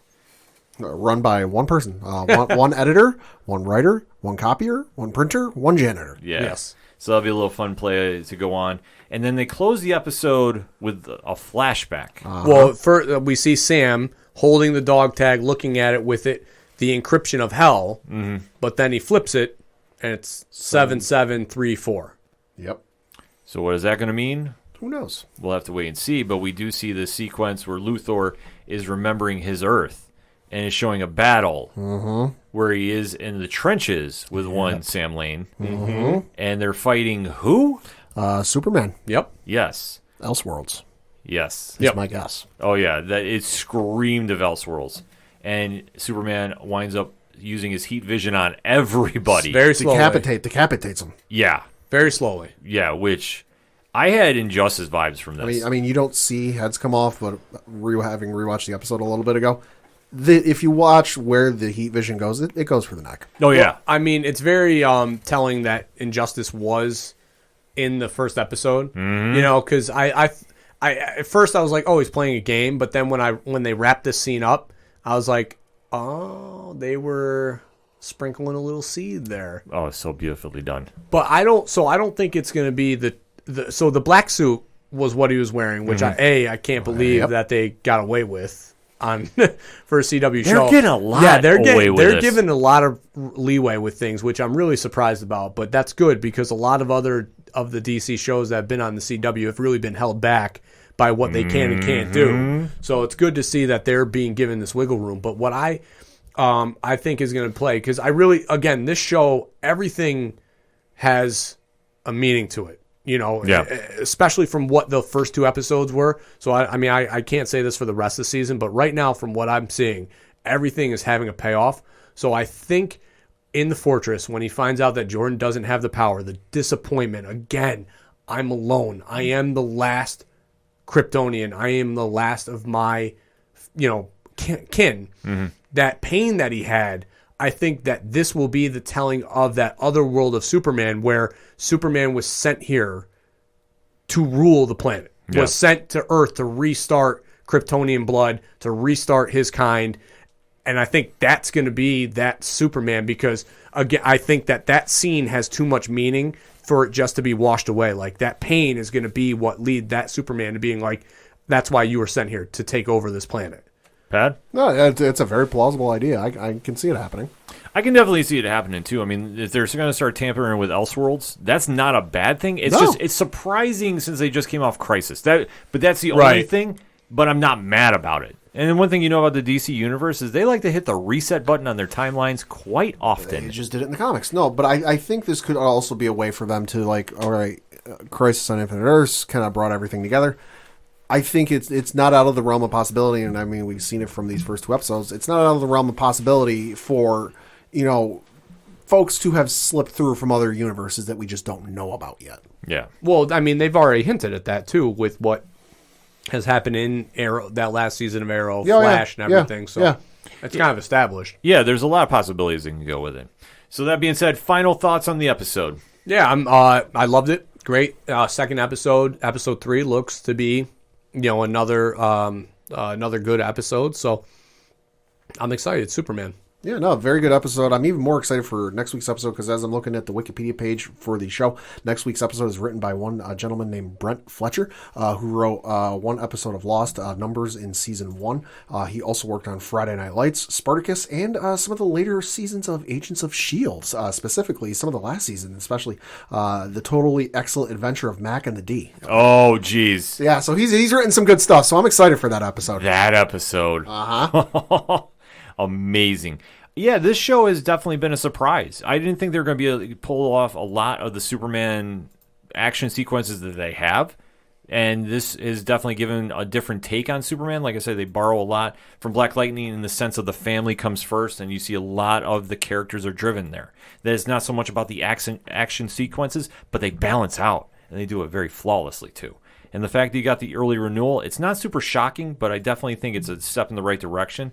Obviously, this season, I believe, is 15 episodes for the first season. I'm not sure about what the full order is going to be for next year, if it's going to be 22, but I imagine so. With, obviously, Black Lightning and then Flash probably being towards the end run here, and now Arrow being gone. Flash got renewed. Okay. Oh, yeah. Well, I mean, for what? One more? I mean, so what I'm saying, season. like, I think that Superman, obviously now with Arrow being gone too, is going to kind of pick up the ball and kind of run with it because obviously the CW shows, a lot of them have had their run. So especially with the lack of a certain billionaire playboy running around Gotham.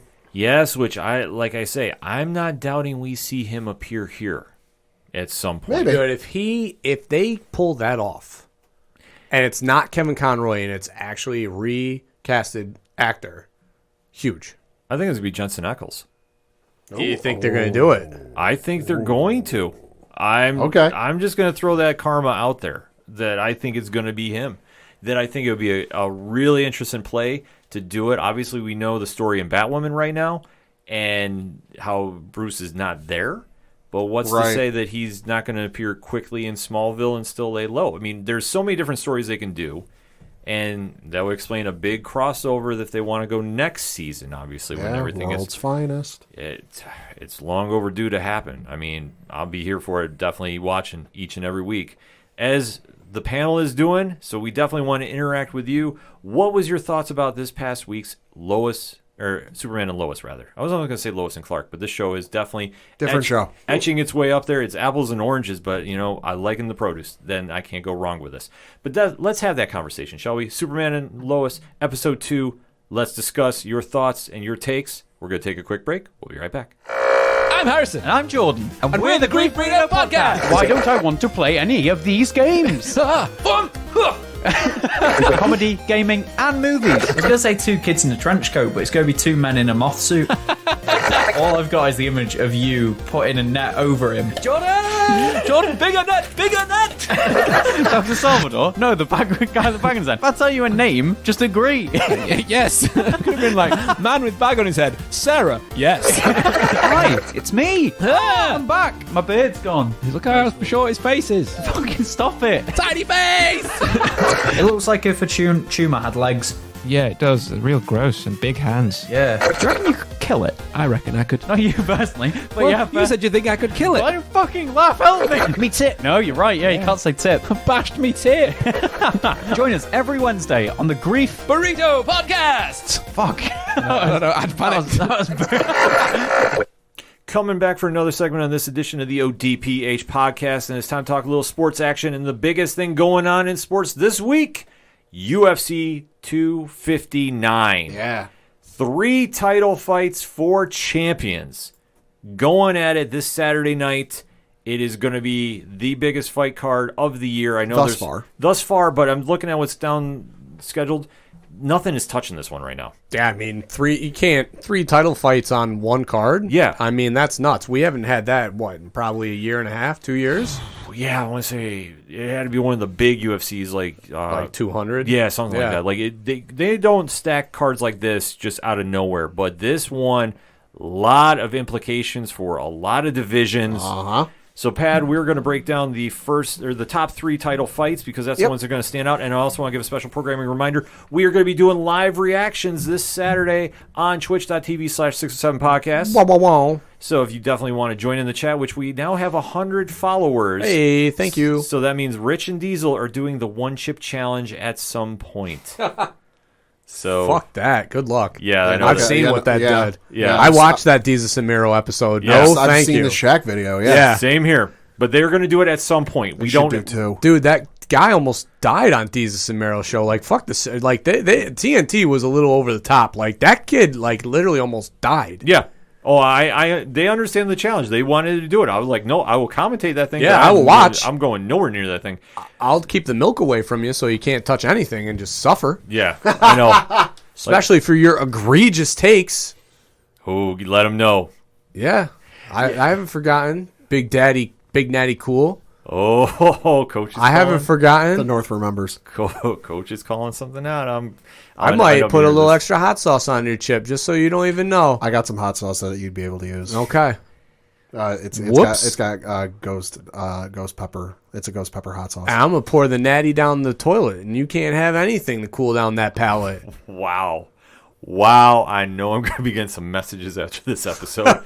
But Saturday night, you definitely want to tune in for that because we're going to be breaking down the fights like we are going to be doing right now. So, Pad, lead us off. Yeah, so like Ken said, taking place this Saturday from the UFC Apex in Las Vegas, Nevada. You got 3 fights taking place. The first of which we're going to talk about is for the Bantamweight Championship, where Peter Yan is defending his belt against Aljamain Sterling. Now, this one has been brewing for a while. Sterling should have gotten a title shot a lot sooner. I know that obviously different factors play in, that the UFC was giving him more challenges before he got there.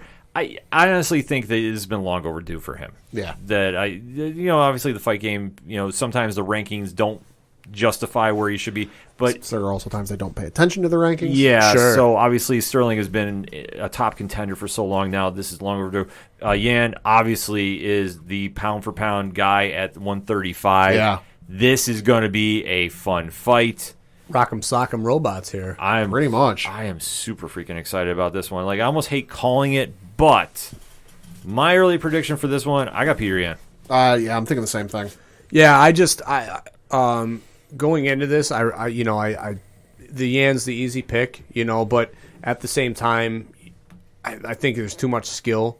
He just hits too hard. In the stand-up game, the edge goes to him. Yeah. And to me, I mean, just looking at his record, Peter Yan. Well, let me start with the challenger first. Challenger always comes out first. Aljamain Sterling has a professional record of 22 matches with 19 wins, 3 losses. And on the flip side, his champion, Peter Yan, has a match of 16 matches, 15 wins, 1 loss, 7 wins by knockout, 1 by submission, 7 by decision. He has knocked out his last fight, July of last year. He knocked out Jose Aldo. The fight before that was Uriah Faber, who he knocked out with a head kick. He's beaten Jimmy Rivera by decision. John Dodson he beat by decision. So his one lone fight was back in March of 2016 in Moscow, Russia. So the dude hasn't lost in a minute. And then you look over at the last couple of opponents Aljamain Sterling has faced. He submitted Corey Sandhagen back at UFC 250 in June of last year. He went the distance against Pedro Munoz in June of 2019. And then his fight before that, he went the distance against Jimmy Rivera in February of 2019. I guess my problem really with this Jan versus Sterling here thing is Sterling, has been compared to John, Jones, and has been known to throw, some I don't want to say dangerous, but some some explosive but risky, moves that I think Yan, if you throw those on Yan and you don't land, he'll take advantage of. He's definitely going to be looking for that. I mean, Sterling is going to go in there wanting to, not to showboat, but he's going to want to do something exciting. No, and that's how he fights. But those kind of moves, albeit though risky, have obviously in John's career, led to some pretty big victories. So it's like, there's a high risk, high reward. It's just the problem is when you're fighting a guy like Yan who has the stand-up game that he has and the wrestling game that he has, that if you do, miss on one of those opportunities, he is going to make you pay for it. Yeah. That's why I'm even going to say I think Yan gets a stoppage in the third round. Like, I think that Sterling is going to get caught doing something. Yeah. Like, he's definitely going to be ready for this fight. And like I said, you can't get a better matchup right now at 135 than these two. No, I mean, they're going to go out there and they're going to perform. Yes. This is going to possibly be the fight that steals the card. Yeah, absolutely. I fully agree with you about that. Next up, Pat. Yeah, for the next matchup is the co-main event in the women's featherweight division with champion Amanda Nunes taking on challenger Megan Anderson. Does anybody go against Amanda Nunes at this point? So, here's my thing, and I'm watching the embeddeds again going up to the fight, and Nunes has recently her and her wife have adopted a little girl, I do believe. So her training's a little different, her lifestyle's a little bit different, and when you have a kid, that can lead to some changes in your life. You know what I mean? I'm sorry, they didn't adopt. They had the little girl. Okay. That can lead to some changes, in your life. And, I don't want to say that she's lost her edge because obviously she's still a champion, but, no disrespect here. We could definitely see an upset here. Okay, Pat? I don't see it happening. Looking at the records, you have Megan Anderson, who in 15 professional matches is 11-4, with winning her last two fights, one by knockout, the other one by submission. The third fight she had back in 2019 was she got submitted by Felicia Spencer. That was at a UFC Fight Night. Flip side, Amanda Nunes, 24 matches, 20-4 record. It'll be easier if I just tell you when the last loss was. The last loss was she got knocked out by Kat Zingano at UFC 170, 78 in September of 2014. She has not lost in nearly 7 years. Going on to defeat the likes of, she is the literal legend killer, Valentina Shevchenko, Miesha Tate, Ronda Rousey, Raquel Pennington, Chris Cyborg, Holly Holm. It's a who's who of best female fighters. I'm showing the panel right now, the UFC.com rankings. Oh, I've seen that. There is nobody in the featherweight rankings. And that's not new. It's been like that for a while. Yeah.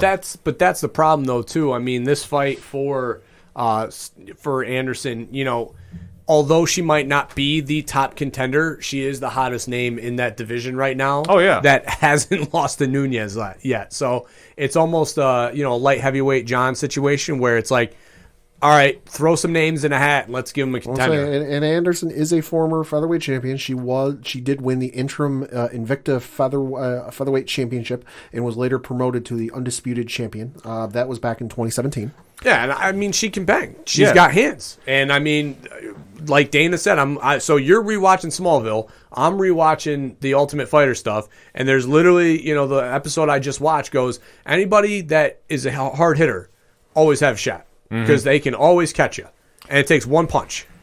So I'm not sitting here saying Anderson's going to win. I'm just saying she's got a puncher's chance. She definitely has a puncher's chance. In fact, Common Man Vince Iatoli took Anderson. Okay, well, thank you, Common Man. So making me look really smart right now. Yeah, he definitely was saying that for the reasons you brought up, that she's got the chance that it's not completely out of the realm of thought for Nunes to get caught out there. And obviously, Nunes has had some life changes in her since the last scene. I mean, you have, when you have a child, and, especially a mother, you've got motherly instincts, and that shit kind of takes over. And you change, especially leading into a fight. You're changing your schedule, you're changing your sleep habits. No matter how much you say like your spouse is doing X thing, you are still not getting dedicated sleep, regardless. Believe me. So like. That type of shit can add up, that, it changes the way that you train. It changes the way that you feel. And obviously, they're going to go into the fight week. I'm sure she probably had to quarantine for a week, so she might be away from the family right now. But that still doesn't make up for the potential changes in training leading up to this. Right. Yeah, and I also think that with Nunes, I don't bet against her. No. Sure. That I think Anderson will show up for this fight. Oh, absolutely. But maybe we should responsibly, because why not? Yeah, She's got to be, the underdog's got to be huge. Yeah, there's a chance. There's got to be a chance with it that Anderson could get lucky and do it. I just say Amanda Nunes is probably looking at this fight and saying, how many more do I have left? Because she's pretty much cleaned out most of the division. She's cleaned out the division to the point where there's nobody else listed in the division on the website. Yeah, I mean... Which, like I said, again, not a new development. It's been like that a while. Megan Anderson is currently a plus 750. Yo. Hey, Dog. Guys. Yeah. Talk off air. Yeah, we can discuss. But if I gotta say, like, it's tough because I hate going against Nunes because, I mean, look at what she's done. She's arguably the greatest MMA women's fighter in history. She is the MMA legend killer. Yeah. Yeah, but everybody, you know what, though? Everybody can get caught. Everybody can lose. It's true. I mean, I know you can't... Some people try to box a Golden Gloves boxer. Yeah, I know Khabib kind of changed the game on saying, like, everybody's got a loss because the guy doesn't. But, I mean, Nunes has already lost once, so it's very easy to do it again. It definitely is. I'm going to say for this fight, I'll say Nunes, and I'll even go on record, too. I would not doubt her saying she's retiring after this. Yeah. Because literally, you could put her then against Shevchenko again, but why? That'd be like the third time, too. Yeah, then there's no point to it. And, I mean, do you really want to drop weight down to 125 and fight there? No, because unless to do it to say you were a triple champ, I mean, there's something to be said there. This is 145 they're fighting at? They're fighting at 145. They are fighting at 145, and she's the 135 champ too, right? Yeah. So does she really want to drop to 135 to fight there again? Yeah, I mean, that's the whole thing. I think that if there was a number one contender that was really somebody that jumped out at her, she'd probably fight at 135. Yeah. But to go down to like 125, I mean, granted, it would be a huge thing to say you're a triple champion. It's a hell of a cut, though. Watching this, I was shocked that she was the 135 champ after watching the embedded stuff, because I was like, that's got to be a tough cut. Yeah. Like Anderson, they kept talking, on the thing, she's true 145. Like she walks around 145. She is 145, so it's not going to be much of a cut. I can't see Nunes going down to 135 ever again. And once she clears out, if she does beat Anderson at 145, what's left? I always said I thought it was foolish the UFC didn't re-sign Chris Cyborg, because I thought they should. I said they should have had that rematch, because that's the only contender I see right now. Yeah. That I go, that's a big money fight for Nunes. Yeah, because like I said, I looked it up. She's faced Shevchenko twice and beaten her twice. Yeah. So I mean, she messed that eye up, right? Like that was the fight that we watched where she absolutely just obliterated her eye. Yeah, it was something that I was like, I don't need to see him fight again. Like I love Shevchenko. Like I think she's a great champion at flyweight. I mean, unless one of the 135s move up, try and fight her at 145. Yeah. But I mean, do they want to do that? Yeah. I mean, there's gonna be some questions after this fight, win, lose, or draw. I'm going to take Nunes in this one, but don't count Megan Anderson out. Sure. Just going to put that out there. But then to the main event. Yeah, so this is for the light heavyweight championship, where Jan Blachowicz is defending his belt against the middleweight champion Israel Adesanya. Should note, this will be the sixth time in UFC history that champions in two different divisions will fight for the same title. The previous instances being UFC 94, UFC 205, 226, 232, and then a fight night where Cejudo faced Dillashaw. And then if Adesanya wins, he would become the fourth person in UFC history to be champion in two divisions overall, and he would be the eighth person in UFC history to win a title in two different divisions. The Vegas line has Blachowicz, the light heavyweight champion, in a light heavyweight bout as the underdog as a 185. I mean, that just goes to show, though, the skills of Adesanya. Yeah. Who in 20 professional matches has a record of 20-0 with 15 wins coming by knockout, 5 coming by decision. I'm having a tough time with this one, guys. I gotta be honest with you, because Blachowicz is going to go in realistically probably weighing 245. Maybe 230, 235 to 245. He'll be at least 230. Yeah, at least that's So Adesanya is going to walk in at 205, maybe 210, 215. So Blachowicz is going to have him in body weight. Not to mention just the overall stature that Blachowicz is. I mean, he's a fucking big country of a man. Like, he is a big, brolicky dude. So I find it hard-pressed to imagine that if this fight goes to the ground, that Adesanya is going to be able to get up in any shape, way, or form. Now, to contrast, though, he's so quick with his feet, Adesanya. Oh, yeah. And so fast with his hands that, if he's able to stick and move and, dictate the cage and pace, that he should be able to push Blachowicz, because, let's face it, in his last fight, he just didn't get it. He just did not get that.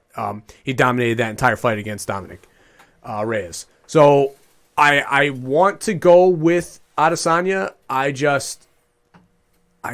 nervous to say it. I'm going Adesanya, just because. Let me just read off the last 6 opponents each fighter has faced off against. Wait, what? I'll let Pat speak, but I want to show this because it just broke. So Blachowicz beat Dominic Reyes, Corey Anderson, Jacare Souza, Luke Rockhold, Nikita Krylov. They're in amongst that. He did lose to Thiago Santos.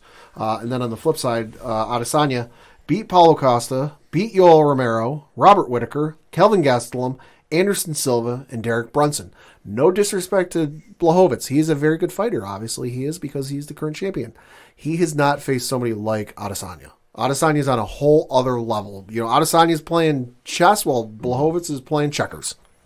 There is a tagline that's on ESPN.com that I'm just showing the panel right now. And it is, Israel Adesanya won't bulk up for UFC 259 light heavyweight title shot against Blachowicz. Dude, fuck. That's nuts. Yeah. I mean, listen, it's one thing to just, you got to think he doesn't walk around at 185. No. So he probably is 195, 200. Yeah. So, all right, quote unquote, bulking up, I get, but to literally say that you're going to fight at weight and not even try to add anything against a guy who's going to walk in at 230 minimum, that's nuts. Well, who's he? He's not Gracie. Yeah. It's not like he's going to try and jiu-jitsu him. He's trying to stand up and bang.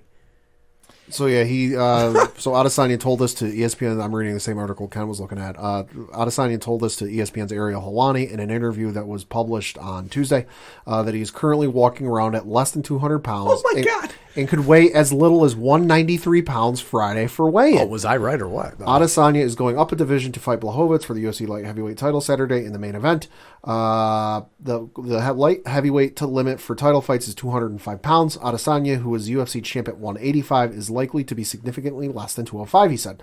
This last style bender said he's not doing anything differently than he would for a 185-pound fight, adding that he could make 185 on Friday if he needed to. Quote, same flex, baby.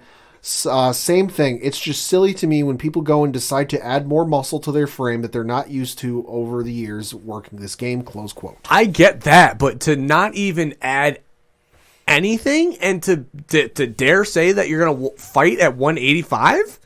Or to not to say that you're willing to go to 185, or you could if you had to? That's 50 pounds. Yeah, he joked that he will not be ordering Uber Eats or desserts this week in Vegas to add pounds. He said he'll work with his usual nutritionist like he would for a middleweight fight, and might even jump into a hot bath to cut some weight. Adesanya explained it would be good, quote, for my routine, my mind. Quote, if I fought a guy that was 300 pounds, I could probably still beat him, Adesanya said, adding that Blachowicz won't be heavy enough for the result to be altered. But there's a problem if he grabs me and decides to pin on me, quote was quote. That's wow. If Blachowicz decides to wrestle, which he does have a background in wrestling, you're not getting up. You are not getting up. I'm sorry. Like, you're not. This is one of the wildest things I've ever read. I am sorry. Let me say this. Israel Adesanya is the closest we have to an Anderson Silva right now. Pretty much. Well, yeah. And Silva used to fluctuate to 205 and 185. Right. But he would weigh 205. Right. Adesanya, if he wins this fight, this will be one of the biggest upsets in UFC history for the sheer fact if he comes in below 200 pounds. Yeah. He's going to kick his head off. And knocks him out. Like just hypothetically, he gets a stoppage. This would be arguably one of, if not the biggest upset, just for the sheer weight and size difference. Like when he fought Paulo this last fight. Yeah. You know that he got down to 180 or 185. Yeah. And got back, like he probably weighed 200 in that fight. You're now talking about you weighing 185 and fighting somebody weighing 230. It's 50 pounds. Yeah. Like that's a lot when you're talking about a guy laying on you potentially and sucking the wind out of you because he's literally crushing your lungs. I don't think he'll let him get close enough to make that a factor because he can't. Because Adesanya is a former kickboxer with a record of 75 wins and 5 losses. Yeah, but I mean, nonetheless, dude, like if he does get him to the ground or gets him in any sort of clinch, that's a problem. I think I bet he's been prepping for this. There might be somebody in his camp who's really good at taking guys down. He's just like, listen, give me everything you got. Adesanya's going to be prepared for this. He probably trained with like 3 guys trying. I'm not discrediting him. I wasn't saying you were. I wasn't saying you were. I'm just looking at this going, I'm sure he's going to be prepared for it, and I'm sure the game plan is stick and move, because if he gets taken to the ground, it's a wrap. The only thing that will be on his side will obviously be if he's keeping the normal routine, his cardio is going to be through the roof. Oh, yeah. So Blachowicz, definitely started to taper off in that third round against Reyes. So, like, if he can get it to the later stretches and continue to push the pace, that would be where he gets it. He's not going to win this in the first 2 rounds. No. It's going to be 3, 4, and 5. Unless it's like a fluke thing. No. Yeah. No, Adesanya's got to drag him deep water. And you can't forget, like, Blachowicz is used to getting hit by guys who weigh 230. So when you're getting hit by a guy who weighs a lot less, like, yeah, I mean, I'm sure, like, Blachowicz's punches and kicks or Adesanya's punches and kicks feel like a cement truck coming at you. Mm-hmm. But, I mean, DC just talked about it with John, and, I mean, I think he was being legitimate about it. He was. Yeah, and, I mean, John obviously took it with some sour grapes, but, like, the weight behind your punches matters. So, like, when you're used to getting hit, by Derek, like, John Jones and Derek Lewis don't throw the same punches. No. So, for John to then go fight, these guys who have fought Derek Lewis, they're going to feel like they're getting tapped on the cheek in comparison. You know what I mean? So, like, and DC wasn't wrong. Like, your body weight matters when it comes to throwing volume punches. So, for him to weigh 185, I mean, it's going to hurt, but it's not going to hurt the same. It's going to hurt, but Adesanya's just going to have to stick with what he does best, and that is kicking people in the leg and chopping them down like it's a tree, because we've heard that constant times because, like we said, Adesanya undefeated. They come through the fight, and the fighters always, in some variation, say to the effect of, fuck, my leg hurts. Yeah. Yeah, on that. Calf kick's going to be, if there's an over-under on calf kicks, take the over. Take the over. Take the over all day. Take the over and buy some stock in whoever they got for ice. Ariel, I was just listening to Ariel and DC's podcast, too, and they were talking about limiting, like, potential banning the calf kick, because it's literally crippling fights. Yeah. It's a tough call to make. I understand what fighters are saying about it, but it's part of the sport. So, you can't take it away. Yeah, you can't. Like, I understand the point, and I understand what they're trying to say with fucking it. Check it. Learn. Yeah. You can't check calf kicks. So. No, it's a tough call to make. But for this one, I think there's going to be that underlying factor. Can Adesanya keep it on the feet, and can he drag an older Blachowicz to deep water that we haven't seen him fight there in a while? Obviously, his last fight was the title fight. If I'm not mistaken. His last fight was for the vacant light heavyweight championship. So, that all being said, I am going to take Blachowicz, but I'm not doubting if Adesanya can drag him deep. Like, if this goes to the 4th round, Adesanya's taking this. It has not been long since Adesanya went the distance. He did go the distance against Yoel Romero in March of last year. Yeah, and Yoel Romero, I'm pretty sure, was a bigger fighter than Blachowicz. 100%. Yeah, so it's not out of the realm of thought. I think Blachowicz, though, if he can take him to the ground, and I think he's going to try to for the first 3 rounds, I think that's where he could sneak something in. I think Blachowicz is getting overlooked, and I think he's going to come in so pissed off that Adesanya might have been off more than he can chew. Yeah, I think for Blachowicz, it's got to be get him in close distance. Yeah, you obviously got to pin him close the against the distance. cage. You got to get him up against the cage. You got to get him on the ground. You got to be able to weigh him down, and you got to just keep making him have to work to get himself exhausted to getting off of your grapple, and then knock him out. I think for Adesanya's, because Adesanya wants to fight John. John wants to fight him. Obviously, they need a crowd for that, But I think if Adesanya wants that fight, he needs to win this fight. He does. Because if you say we will still want to see it as fans, but if Adesanya loses to Blachowicz, John's all of a sudden going to go, you know what, you lost to a guy who's beneath me and I'm better than him. I'm not going to waste my time with you. Well, honestly, I think John goes back 205. I think John, for real. I'm just being honest. I think he does. John's got that fight against the winner of Stipe and Ngannou. Right. Let me tell you this: if it's Francis Ngannou, John will be coming back. Listen, nothing's Not on saying the he's dotted. scared of him. Hey, that was just Dana White talking. That John hasn't. It's nothing's on the dotted line, so it's very easy that Blachowicz could win this, call out John. Or Blachowicz could win it and say, I'm the greatest light heavyweight champion of all time. And it's a very easy story for John to squeak his way back out of. And no disrespect. I'm just saying, it's a very easy narrative for him to say, all right, you want to do this, then I'm going to come back to 205 and take my crown.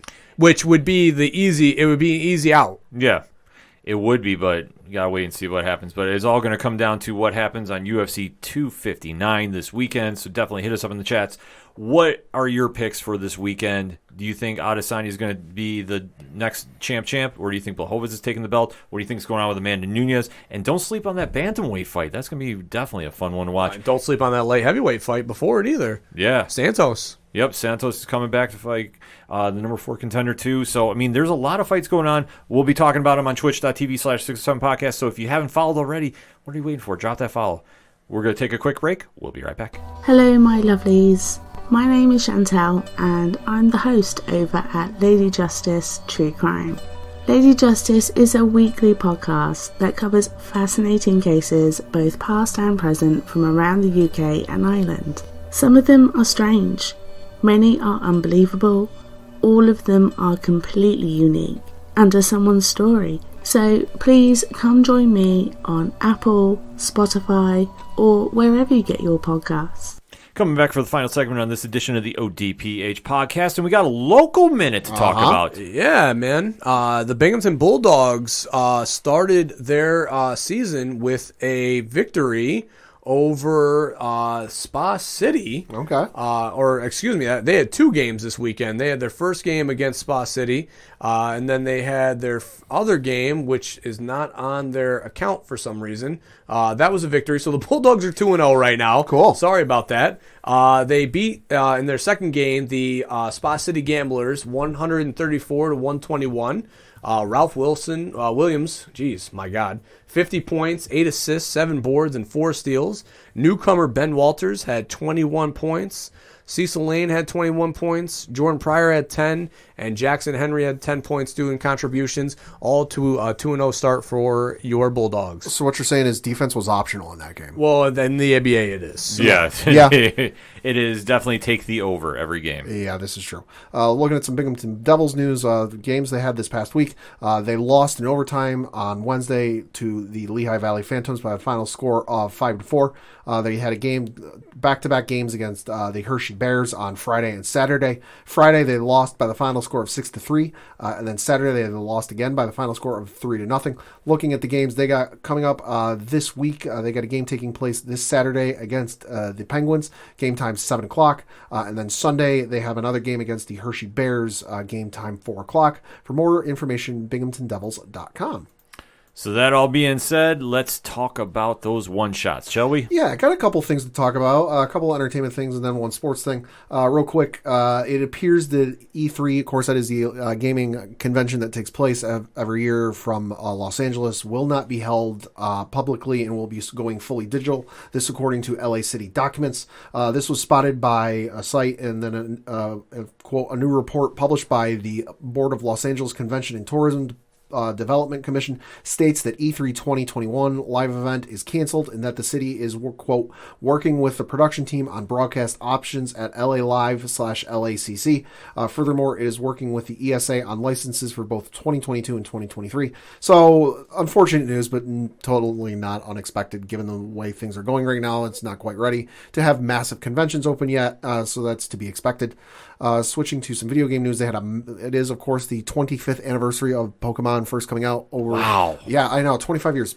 Absolutely bonkers. My kids right now, I mean, not outside of even just the McDonald's stuff, Sure. which was just really coincidental timing. Yeah. With everything, have been obsessed with it. I got my son right now who's scavenging for cards. Nice. Wants Pokemon Nice. Go for his iPad. Nice. The whole thing right now. It's nuts in the house. It's almost like back in 97. Dude, it does. I literally, I already say that he's a carbon copy of me. Sure, So sure. seeing him go through this phase, I'm like, holy shit. Yeah. I lived this. Yeah, so they announced middle point last week that Nintendo did that there was the Pokemon company that there was going to be a live stream, and anytime they have a live stream for Pokemon stuff, you know it's going to be big, and they're going to make some announcements. And they did make some rather shocking announcements.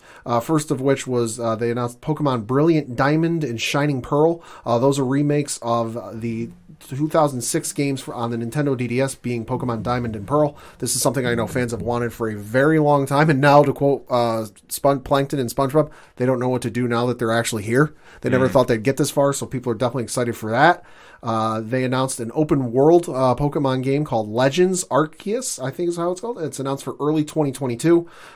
This is taking place in the same region that the previous game I just mentioned happened, but it's going to be set in the past. It's set, like I said, set to be released in early 2022, and it features a game world that is reminiscent of The Legend of Zelda Breath of the Wild, if you've ever played or seen that, with Pokemon appearing all over. And then it says, quote, article from IGN says, players will be creating Sinnoh's first Pokedex featuring Pokemon such as Rowlet, Cyndaquil, and Oshawott as their starter Pokemon. And then lastly, they showed off some new, gameplay for the new version of Pokemon Snap, which Lord knows I'm excited to at least try that. I know that I'm excited to get that, and I'm making my kids get excited to have I'll that. say, if you've never played the original Pokemon Snap on Nintendo 64, if you know somebody who's got a Nintendo 64, pick it up, try it. It's a lot of fun for its age. Countless hours. It still holds up. And then last couple of things, a couple comic picks for you. There's new Star Wars High Republic comics coming out this week. Definitely you should check out. But the one that caught my eye, for those of you who don't know, there is a James Bond comic that's been in publication for a couple of years now. There's a new issue that came out this week, first of a new series titled Agent of Spectre. In the description of basically what is happening is, I guess there's a civil war taking place in the criminal organization Spectre. Some of the folks in there are trying to take out its head in Blofeld. And Blofeld, in an act of desperation, is looking to get a little help and gets James Bond to help him. So you now have Bond helping out Blofeld, and I read the description and I was like, all right, you have my attention. Sounds all very amazing, too. And let me piggyback some comic picks as well. Infinite Frontier Zero is out. Yeah. Resetting everything for the DC universe. Yep. Fantastic read. Batman 106 is out, too. I don't even want to spoil anything there, but Tinian's run continues picking up steam. And definitely want to plug Scott Snyder and Tony Daniels' Noctera, which is out now, too. I mean, I got my Kickstarter in the mail for it. Fantastic read. Yeah, and then one sports thing I got to mention. I got to wish get well soon to Yankees manager Aaron Boone, who had surgery today, and should know, since the article got posted, successful surgery, to have a pacemaker put in place. He had open heart surgery in 2009, and he said in a statement that he's, quote, had mild symptoms of lightheadedness, low energy, and shortness of breath over the past 6 to 8 weeks, and said further tests in New York prior to spring training indicated he had a low heart rate, necessitating the surgery.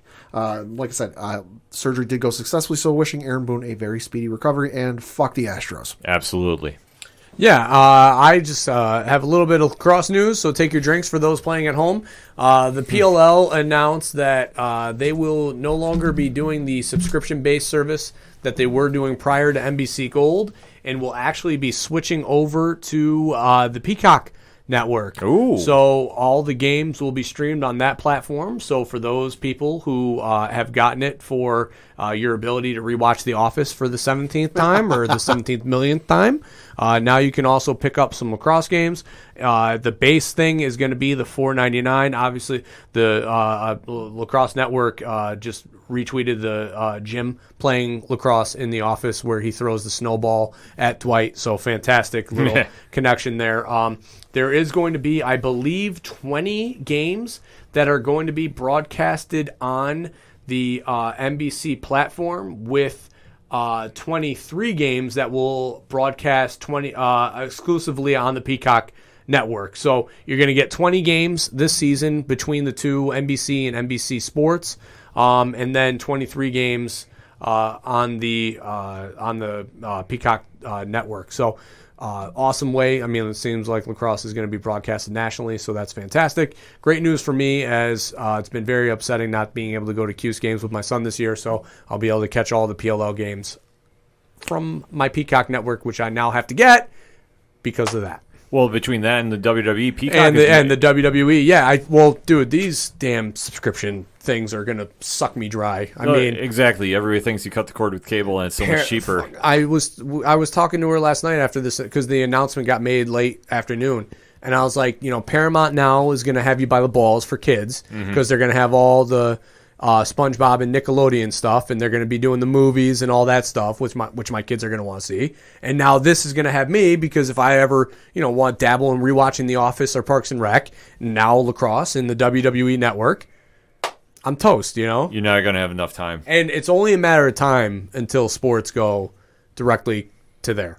It's only a matter of time. Yeah, I think it's going to be a longer wait, though. I mean, I think it's going to happen, but I think it's inevitable. Yeah, it is. It's like Thanos. Yeah. Because CBS already said they're going to broadcast football games on their streaming, on the Paramount streaming service. So it's only a matter of time until Fox gets one, and then all of a sudden you're going to see. All of a sudden you're going to see no more games on cable TV, and you're going to have to buy the subscriptions. Yeah. But the only way to see the games is if you have the cable subscription in order to watch. Like, they're just going to absolutely. It's like ESPN. They hog tie you.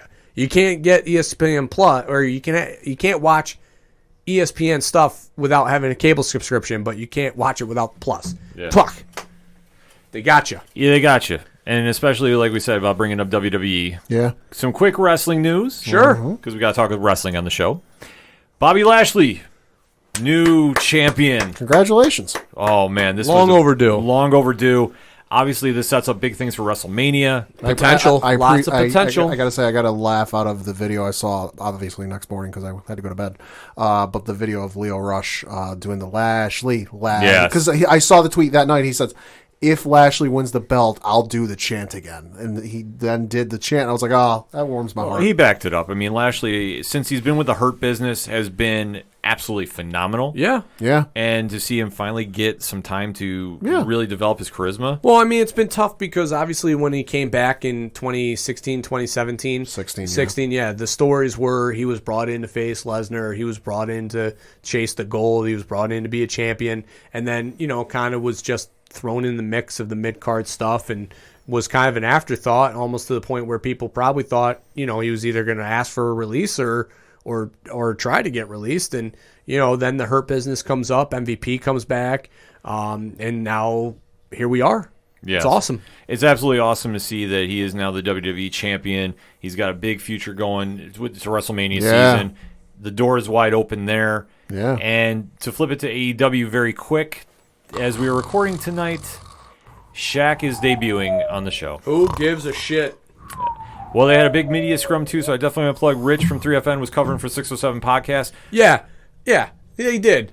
Go ahead. I'm going to bring something up that was said in this press conference, but go ahead. You could go right ahead. Well, I got to get it pulled up, so go ahead. No, he was live tweeting on at 3FatNerds Pod, so you definitely want to check out the live tweets, and him and I are going to deep dive into it. I got the audio from the scrum. I couldn't make it to the actual call because of real world problems. aka I'm working. And so I definitely am going to replay that. We're going to be definitely deep diving into all of that on 607 TWS this Thursday. So yet another reason to drop that follow. So Cody, in his press conference, has heard from other companies he's been in that building new stars is important, but then no new stars are made. He says in AEW they had to build new stars, and they do it the best. Who they built? Who they? Orange Cassidy? Who? Maybe? No, because he came in as is. That's not a character they built. I would love to know who they... Kenny Omega? Is that who they're talking about? Nope. The mid 40 bucks? Yeah. Is that who they're talking about? Nope. Were they built there? Wait, is it Big Show? Yeah, Sting? It's so puzzling Jericho? when they say stuff like that. Like, it really goes on to something that I Taz? think we've all talked about. Sure. That if you're trying to say you're the new alternative, you need to build new stars. You Listen, can't keep rehashing WCW guys. If you want to say Darby All In is your big star, please have him headline Revolution, and let's see the buys. I'm telling you Let's see. this. For the pay-per-view coming this Sunday with the exploding barbed wire match, Yeah. and whatever they're doing with Moxley and Omega, like, if this doesn't draw, I'm not saying the writing's on the wall, but this is going to be a huge thing for them not to overcome. No, here's the problem. Because they have all the momentum with the Forbidden Door and all that. It's going to. That's the problem. It's going to. It could be a shit pay-per-view, but people are going to buy it. And they're going to love it because they're going to be, Well, they all need to buy it. That's the big thing, because when their buy rates are still around, 100,000? That's what I'm thinking. I'm looking that up now. Yeah. Here we go. The Double or Nothing pay-per-view in 2019 had a buy rate of 111,000. All Out in 2019 had a buy rate of 100,000 or slightly below it. Full Gear 2019, 100,000 or slightly below it. Revolution in 2020 in February had a buy rate of between 100,000 and 105,000. Double or Nothing had a buy rate of between 115 and 120,000. All Out in September of last year had a buy rate of between 100,000 and 110,000. And then Full Gear in November had a buy rate of about 100,000. Yeah. I mean, that to them, though, You can tout it all you want, but that's what they'll do, and that's what the Meltzers and Alvarez's of the world. That's what they'll do. 100,000 buys for an up and coming company that only has one show a week and only runs so many pay-per-views a year. Like, that's what they'll spin zone it, and that's exactly what they'll do. It's absolutely interesting to see how this all is coming to fruition about that, because, like I say, I'm going to watch the pay-per-view. We're going to be doing this on twitch.tv. You're part of the problem. No, because we're actually paying to watch it. Yeah, right? Yeah. You're the part of the problem. Yeah. No, I'm just kidding. You guys got a job to do. So. Yeah, so we're gonna definitely do it. But what we're saying is, but you don't have to be happy. You don't have to be happy when you do it, Ken. Do you? If the show actually surprises me, I'll be good. But I'm looking at the card right now, and like I said, I'm going to deep dive into it on Thursday. This has to draw for doing this kind of match as a main event. You got to pull in at least 150, if not higher. Yeah, but the up and coming Sting's going to be on the card. Exactly. So up and coming 60-year-old. So if you think about this, if the 61-year-old Sting isn't drawing, you just signed the Big Show. You know he's going to be on there. In fact, I'm even saying you might have him versus Shaq because, hey, why not? We've all been waiting for this, allegedly. The problem is All-Star Weekend.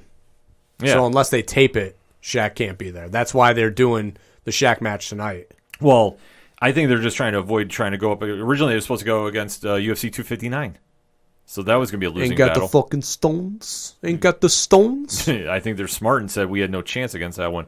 The NBA All-Star Game, they have a chance to draw, but this also depends on what you're going to present with the card. Tonight's Dynamite is going to dictate the pace for that. Personally, I'll be watching Julius Randle playing the All-Star Game and get his 14 minutes, if that.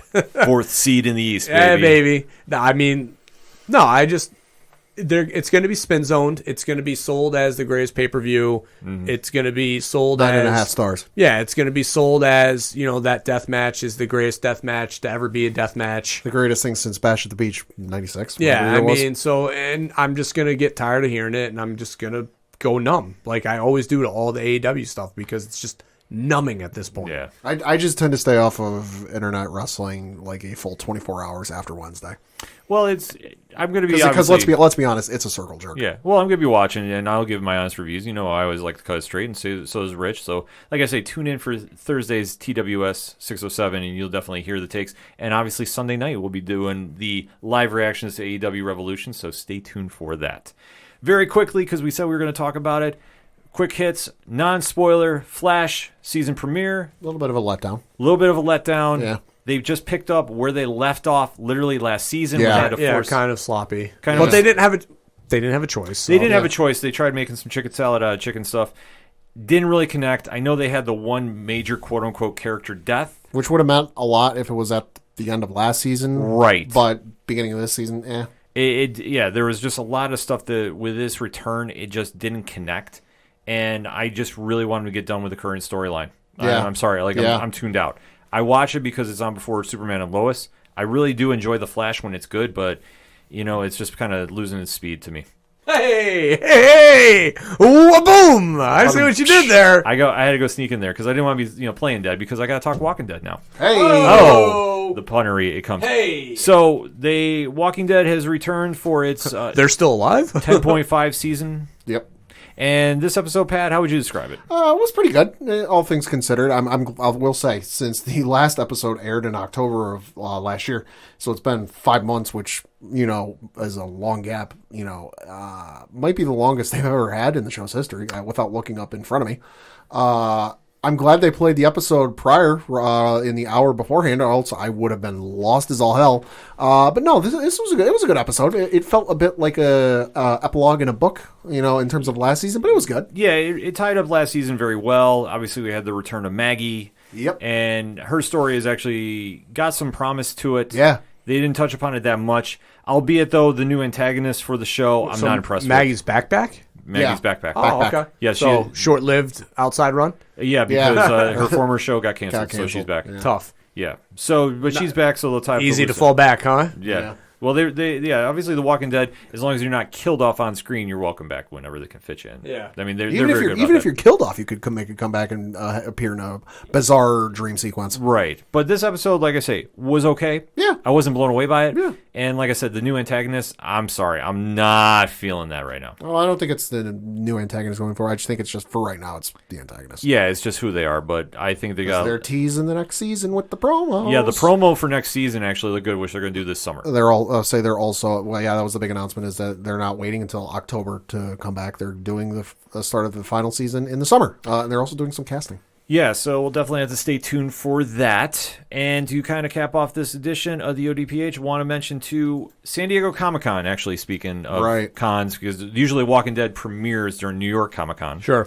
San Diego has announced that it will be going online as an event this year from July 23rd to July 25th. Same thing with WonderCon, which is going to be happening March 26th and 27th. That will be online this year.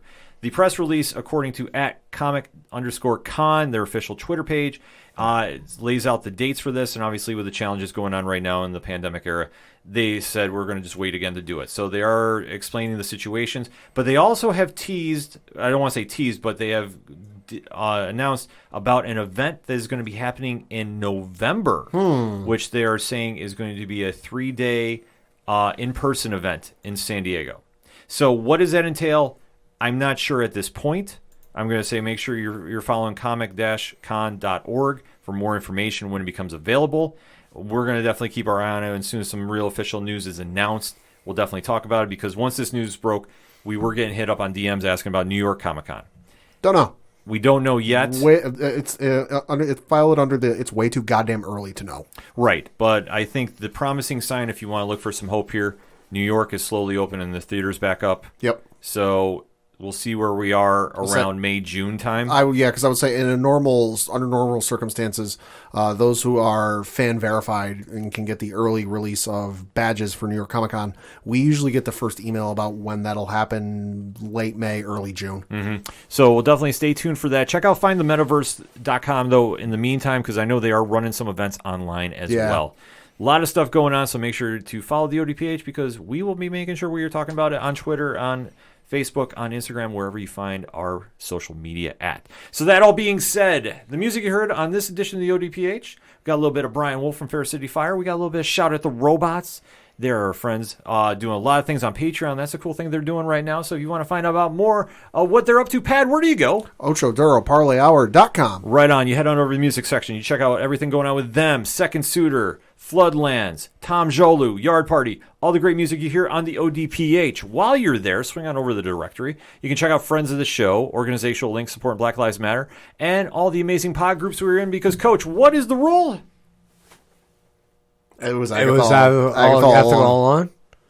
No. Fuck. It wasn't that. No, the official rule is if you claim that you're in a pod group and you're not on Podchaser with your group's list, you're not in a pod group. Sorry, just saying. And you can definitely tell because we are the third ranked group is the aPODalypse. We are part of the first ranked group known as Pod Nation, and the second ranked group known as Alternate Reality Radio. But definitely want to shout out our friends over at the Legion Independent Podcast and the Nerd Circle. In Nerd Circle. You definitely want to shout those guys out. They're doing amazing things. In fact, a lot of them had some feedback about last week's episode, so we definitely want to plug those guys. Absolutely. Thank you. Yes, and definitely our friends over at 8122 Productions, which will be hanging out with all this weekend. Rich Ron, Mike C., and of course Big Natty Cool himself will be making an appearance.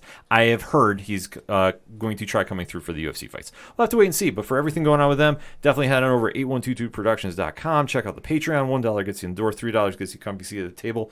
All of that, so much more. OchoDuroParlayHour.com. That's all I got for this week. So for your coach, my coach, the coach, Coach Duffy. Good night, and Jared Kiso for Wolverine. Well said. For the one only Padawan J. Thank you. I'm your host, Ken. Thank you as always for listening to the ODPH podcast, better known as the Ocho Duro Parlay Hour. We'll see you next time.